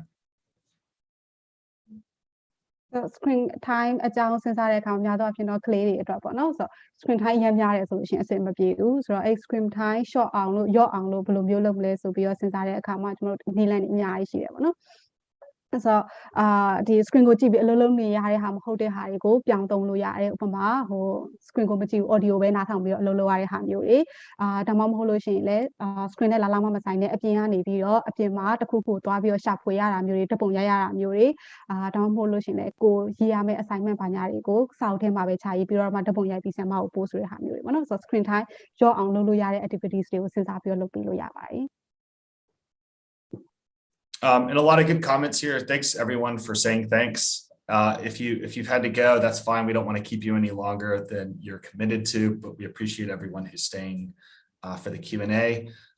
One idea that comes up, of course, is additional training. So if you want to learn how to use Jamboard, if you want to learn how to use Google Classroom, if you want to learn how to use Kahoot, Flipgrid, many of the opportunities, the EdTech opportunities that you've encountered in this bootcamp probably seem very, very interesting and useful, but you might not know how to use that particular hardware, that particular software. So you can teach yourself. You can also ask others for assistance. So you are part of this TET group and you have a large community of practice. And I would hope that you might find other teachers who are part of TET who would be willing to share with you their knowledge. And so you can very much learn from yourself by going online. YouTube is a good place. You can type in how to use Jamboard in YouTube and find a video. You can type in how to use Kahoot, how to use pretty much any software. And there's probably a video that will teach you how to use it. You can also ask your friends, your classmates, your colleagues, your co-teachers to share their experience and their knowledge. So yeah, this has come up several times during this boot camp and again today or tonight rather, that using EdTech, you know, it does take investment and time investment usually to train yourself how to use these things. I had to train myself how to use Google Classroom. I had to train myself how to use Flipgrid. It's pretty easy to learn how to use Flipgrid. It took a lot longer to learn how to use Google Classroom effectively. So yeah, there's different time investments involved, and you have to look in the mirror and reflect. Do you have the time? Do you have the motivation? Do you have the interest to learn these new things? ဟုတ်ဒါသူရဲ့ပြောရတဲ့မှာကျွန်မတစ်ခုလေးထပ်ဖြစ်ချင်တာအခုသူပြောရမှာလည်းပါသွားတယ်ပေါ့နော်ဆိုတော့အဓိကကကိုတကယ်လှုပ်ချင်တယ်ဆိုတော့ကိုယ့်ရဲ့စိတ်ပေါ့နော်ဆိုတော့တကယ်လေ့လာခြင်းနဲ့ဒီပညာတွေကိုတကယ်အသုံးပြုခြင်းနဲ့tools တွေအများကြီးရှာဖွေခြင်းနဲ့အဲ့ဒီ tools တွေကိုအသုံးပြုပြီးတော့ကျောင်းသားတွေကိုကိုယ့်ရဲ့သင်ကြားရေးမှာကောင်းမွန်စွာအသုံးပြုခြင်းနဲ့ဆိုရင်ဒါကိုကအဲ့ဒီစိတ်ဓာတ်အဓိကရှိတယ်ဆိုလို့ရှိရင်ကျန်တာအားလုံးက easy ပဲပေါ့နော်ဆိုတော့ sales တို့ပြောနေတဲ့ဒီ tools တွေနဲ့ပတ်သက်ပြီးတော့ဟိုမှာ Jamboard ဘယ်လိုသုံးရမလဲ Google Classroom ဘယ်လိုသုံးရမလဲဒါပါ Flipgrid ဘယ်လိုသုံးရမလဲအဲ့ဒါတွေကိုအကုန်လုံးကိုကျွန်တော်တို့ YouTube ကနေပြီးတော့ instructional video ရှာကြည့်လို့ရတယ်အဲ့မှာတစ်ဆင့်ချင်းစီပြောပြထားတာတွေဆိုလို့ရှိရင်လွယ်လွယ်ကူကူရှင်းရှင်းလင်းလင်းဒီပြောပြထားတာရှိတယ်ပေါ့နော်တချို့ဟာတွေကတော့များသောအားဖြင့်တော့ English လိုတွေဒါပေမဲ့တချို့သုံးတဲ့မြန်မာလိုရှင်းပြထားတဲ့အဆင့်တွေလည်းရှိတယ်ကျွန်တော် English လိုခါလေးကြားလို့ရှိရင်အဆင်မပြေဘူးဆိုရင်တော့မှသူတို့နမူနာလုပ်ပြသွားတဲ့ဟာတွေကိုကြည့်ပြီးတော့ကို like လုပ်တယ်ဆိုလို့ရှိရင်လွယ်လွယ်လေးနဲ့တက်နိုင်တယ်ပေါ့နော်အဓိကကိုမှာတကယ်လုပ်ချင်တယ်အသုံးပြုချင်တယ်ဆိုတဲ့စိတ်ဓာတ်ရှိတယ်ဆိုလို့ရှိရင်အကုန်လုံးအဆင်ပြေပါတယ်နောက်တစ်ခုက community of practices အကြောင်းပေါ့နော်ဆိုတော့ကျွန်တော်အချင်းချင်းကြားထဲမှာဟိုမျှဝေပေးနိုင်တဲ့ဒီ group အခုဆိုလို့ရှိရင်ဒါ TET educator group ဖွဲ့ထားတယ်ဆိုရင်ဒီထဲမှာလည်းကျွန်တော်တို့မြင်နေရတယ်ပေါ့နော်ဆရာတို့ကျွန်တော်တို့အချင်းချင်းဟိုဒီ tools လေးတွေကောင်းတယ်တို့ဒီဟာလေးတွေစမ်းသုံးကြည့်ပါအောင်လို့မျှဝေနေရလေးတွေတချို့တွေ့ရပေါ့နော်ဆိုတော့ဒီဟာကလည်းကောင်းတဲ့အချက်ဖြစ်ပါတယ် Seems like there's a lot of interest for some of the digital tools. So some of those really popular apps like Mentimeter, like Jamboard, like Padlet. So there might be some follow-up training for TET there, Imon. And also, some of these, it's not all applications. Some of the software is just a website. So, VOA, BBC, there are a lot of really good breaking news English. I mean, there are a lot of really good websites that are listed by the presenters before me. And then I was fortunate enough to be able to take their ideas and put them in this PowerPoint. So you can go back and look at the many websites that have been listed during the boot camp. And so those websites, just go to the website and click through it. Give yourself 20 to 30 minutes to explore the website and how it works. And you'll probably come up with ways, oh, hey, this would be really great for a listening lesson. This is really good for, the grammar that I'm teaching. So explore the websites, give yourself time to explore the websites as well, because websites can have a lot of really useful stuff. So ကျွန်တော်တို့ရှင်မှာတစ်ခါလေးအားနေတာလေအဲ့ဒီစွမ်းရည်ပဲပေါ့နော်ကျွန်တော်တို့ research လုပ်တဲ့စွမ်းရည်ဒါအားနေတယ်ပေါ့နော်များသောအားဖြင့်ကျွန်တော်ငယ်တော့တင်ခဲ့ရလဲဟိုဆရာကိုပဲအောက်ကိုပြီးတော့တင်ခဲ့တာဆိုတော့ဆရာပြောခဲ့တဲ့ဟာကိုပဲကျွန်တော်တို့ယူပြီးတော့ပဲအလုပ်လုပ်ခဲ့တာဆိုတော့ကိုယ်တိုင်ရှာဖွေစူးစမ်းရမယ်ဆိုရဲစွမ်းရည်နေခဲ့တယ်ပေါ့နော်ဆိုတော့ဒီစွမ်းရည်လေးတွေများသုံးပြီးတော့ရှာဖွေလို့ရပါတယ်ကျွန်တော်တို့ tools တွေအပြင်ကျွန်တော်တို့ website တွေကအရှိ bootcamp မှာလည်းအများကြီးပဲပြောခဲ့တာရှိတယ်ဒါ VOA တို့ပါတော့ဆိုတော့အဲ့ website တွေထဲမှာဝင်ပြီးတော့လေ့လာတယ်ဆိုလို့ရှိရင်လေ့လာနိုင်တဲ့ဟာကြီးအများကြီးပဲပေါ့နော်တောင်းစင် tools အများကြီးပဲတွေ့ပါလိမ့်မယ်ဆိုတော့အဲ့ဒါလေးတွေကိုလေ့လာဖို့လိုပါလိမ့်မယ်တခုပဲကျွန်တော်တို့အချိန်လေးတော့ပေးရလိမ့်မယ်ပေါ့နော်ဆိုတော့တချို့ဟာတွေကကျတော့ကျွန်တော်အချိန်ခဏလေးအတွင်းထဲမှာလွယ်လွယ်ကူကူနဲ့ရသွားတာဖြစ်နိုင်တယ်လို့တချို့ဟာတွေကတော့အချိန်အများကြီးယူပြီးတော့လေ့လာပြီးတော့မှပဲအလုပ်လုပ်ရတာဖြစ်နိုင်တယ်ပေါ့နော်ဆိုတော့အချိန်လေးတစ်ခုကတော့ဟို invest လုပ်ဖို့လိုပါလိမ့်မယ် Yeah, so think about the apps, think about the websites. Also, think or explore the websites. Maybe some of this stuff is downloaded, like BBC podcast you can download and then share with Bluetooth using Zapier, for example. And then if you feel comfortable and confident using a particular application, using a particular website, tell others. I think that you have a Facebook group for TET, tell others, hey, I know how to use BBC Learning English. Feel free to ask me questions about how to do it. So share your knowledge in your community of practice. ကိုသုံးဘူးတဲ့အဆင်ပြေတဲ့ကောင်းတဲ့ဆိုရင်လည်းတခြားသူတွေကိုမျှဝေဖို့မပေးပါနဲ့နော် But yeah, I think at the same time, think about your students. What are their expectations? How much technology do they want to use? And then because of costs such as internet costs, internet connectivity, and then having to learn the cost of having to learn something new. What might the expectations of your students be? Because you certainly don't want to overwhelm your students either. တချို့ဟာတွေကပတ်စံပေးပြီးတော့သုံးရတာဖြစ်တဲ့အတွက်အဲ့ဒီဟာကိုလည်းထည့်စဉ်းစားဖို့လုပ်မယ်ပေါ့နော်ဆိုတော့ဒီဟာသုံးချင်လို့ကျောင်းသားတွေကိုပြောလိုက်ခါမှာကျောင်းသားတွေကအဲ့ဒီအတွက်ကိုပတ်စံတွေအများကြီးကုန် data တွေအများကြီးစားပြီးတော့မှအလုပ်လုပ်ရတယ်ဆိုလို့ရှိရင်အဆင်မပြေဘူးပေါ့နော် Great. I think that maybe addresses all the questions that I saw in the chat box, Iman. Yeah. Anything else?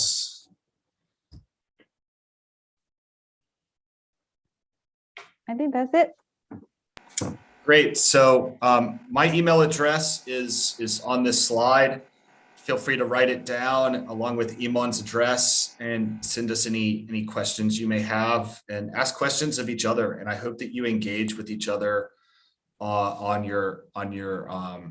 Facebook page and other ways. WhatsApp groups and stuff can be really, really useful. And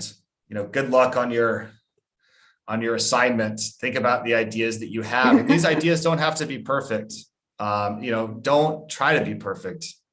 Nothing is ever perfect. And so just try to be good and be open to learning new things and trying new things. So good luck on your assignment. I think this is a good way to wrap up this boot camp. Envision, close your eyes and envision, how can you use EdTech? What image do you have in your mind about how you can use EdTech? Maybe that's EdTech for all 6 elements of English, or maybe it's EdTech for just a few elements of English. And so you might think, hey, I would really like to use EdTech for speaking. Well, you can go back and watch the speaking presentation, look at the speaking slideshow, and think about ideas that you have. So I think this can be a really creative assignment, and good luck on it. နောက်ဆုံးတက်မှာတော့ကျွန်တော် assignment နဲ့ပေါ့နော်ဆို assignment လေးတစ်ခုရှိရအဲ့ဒါလေးတော့မမေ့ပါနဲ့အောင်လို့ကျွန်တော် group chat ထဲမှာအဲ့ဒီ assignment နဲ့ပတ်သက်တဲ့ဟာလေးတင်ပေးပါမယ် perfect ဖြစ်စရာမလိုဘူးပေါ့နော်ကျွန်တော်ရဲ့ဒီအတွေ့အကြုံအရာဒီကျွန်တော် 6 elements အင်္ဂလိပ်စာနဲ့ပတ်သက်ပြီးတော့လုပ်ခဲ့တာရှိအဲ့ဒီနေရာမှာတစ်ခုကိုရွေးချယ်ပြီးတော့ဘယ်လိုမျိုးဒီပညာအသုံးပြုပြီး integrate လုပ်ပြီးတော့သုံးမလဲဆိုတဲ့ဟာလေးစာကြောင်းနည်းငယ်ရေးပြရပါပြီ All right. All right. Yeah, I'm gonna say my final words. So just good luck to everyone. Thanks again to Iman and her colleagues at TET for this awesome opportunity and for arranging awesome opportunities like this for teachers across Myanmar. And for all of you that are in Myanmar, please stay safe. Please stay healthy. Please try to stay, as happy as possible. We're all thinking about you. Sure. Actually, we have to say thank you to you. Thank you so much to you. Yes, that was amazing. Yeah. Yes. Yeah, we really appreciate all the effort you give to us. Yes, hopefully, maybe next training in front TED, maybe Gray will be able to help us. Hopefully.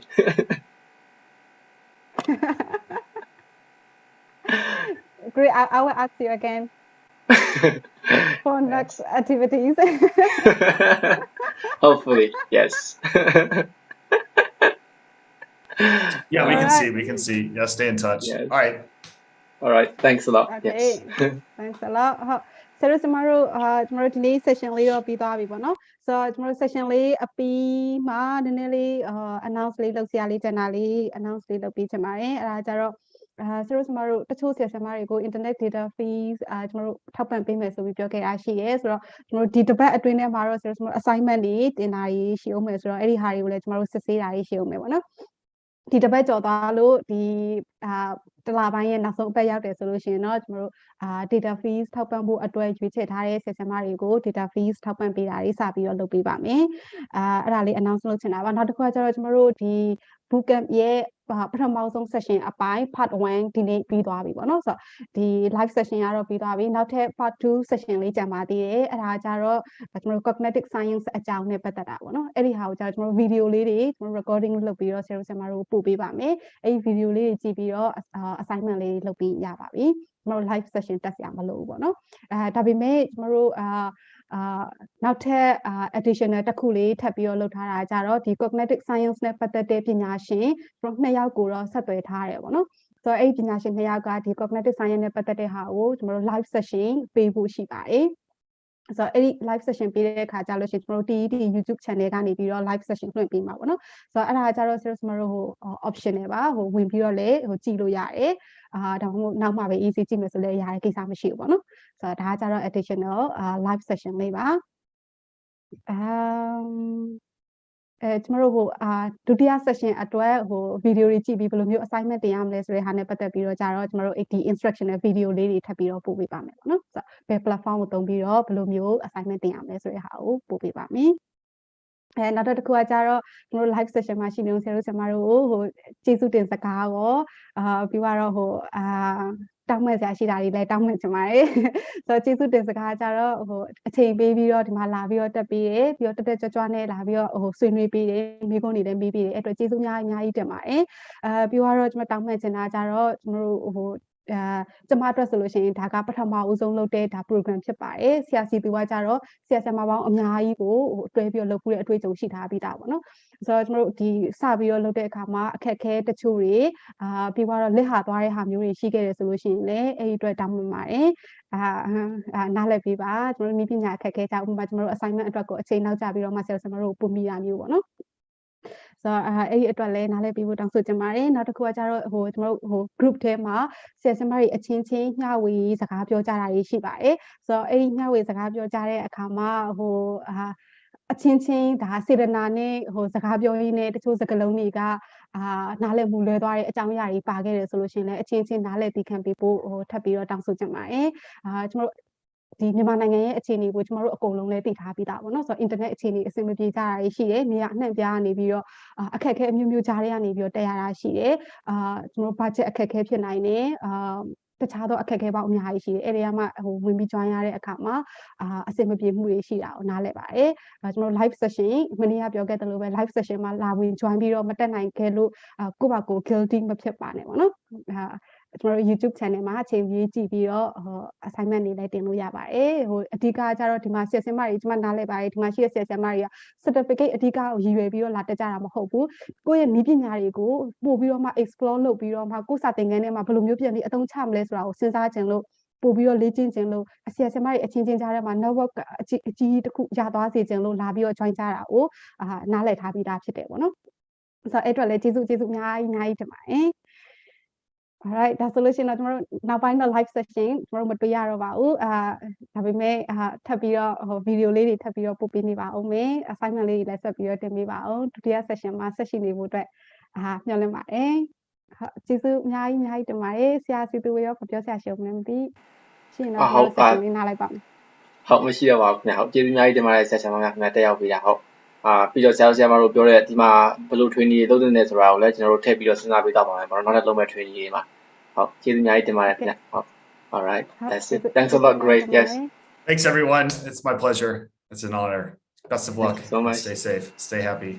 take care bye bye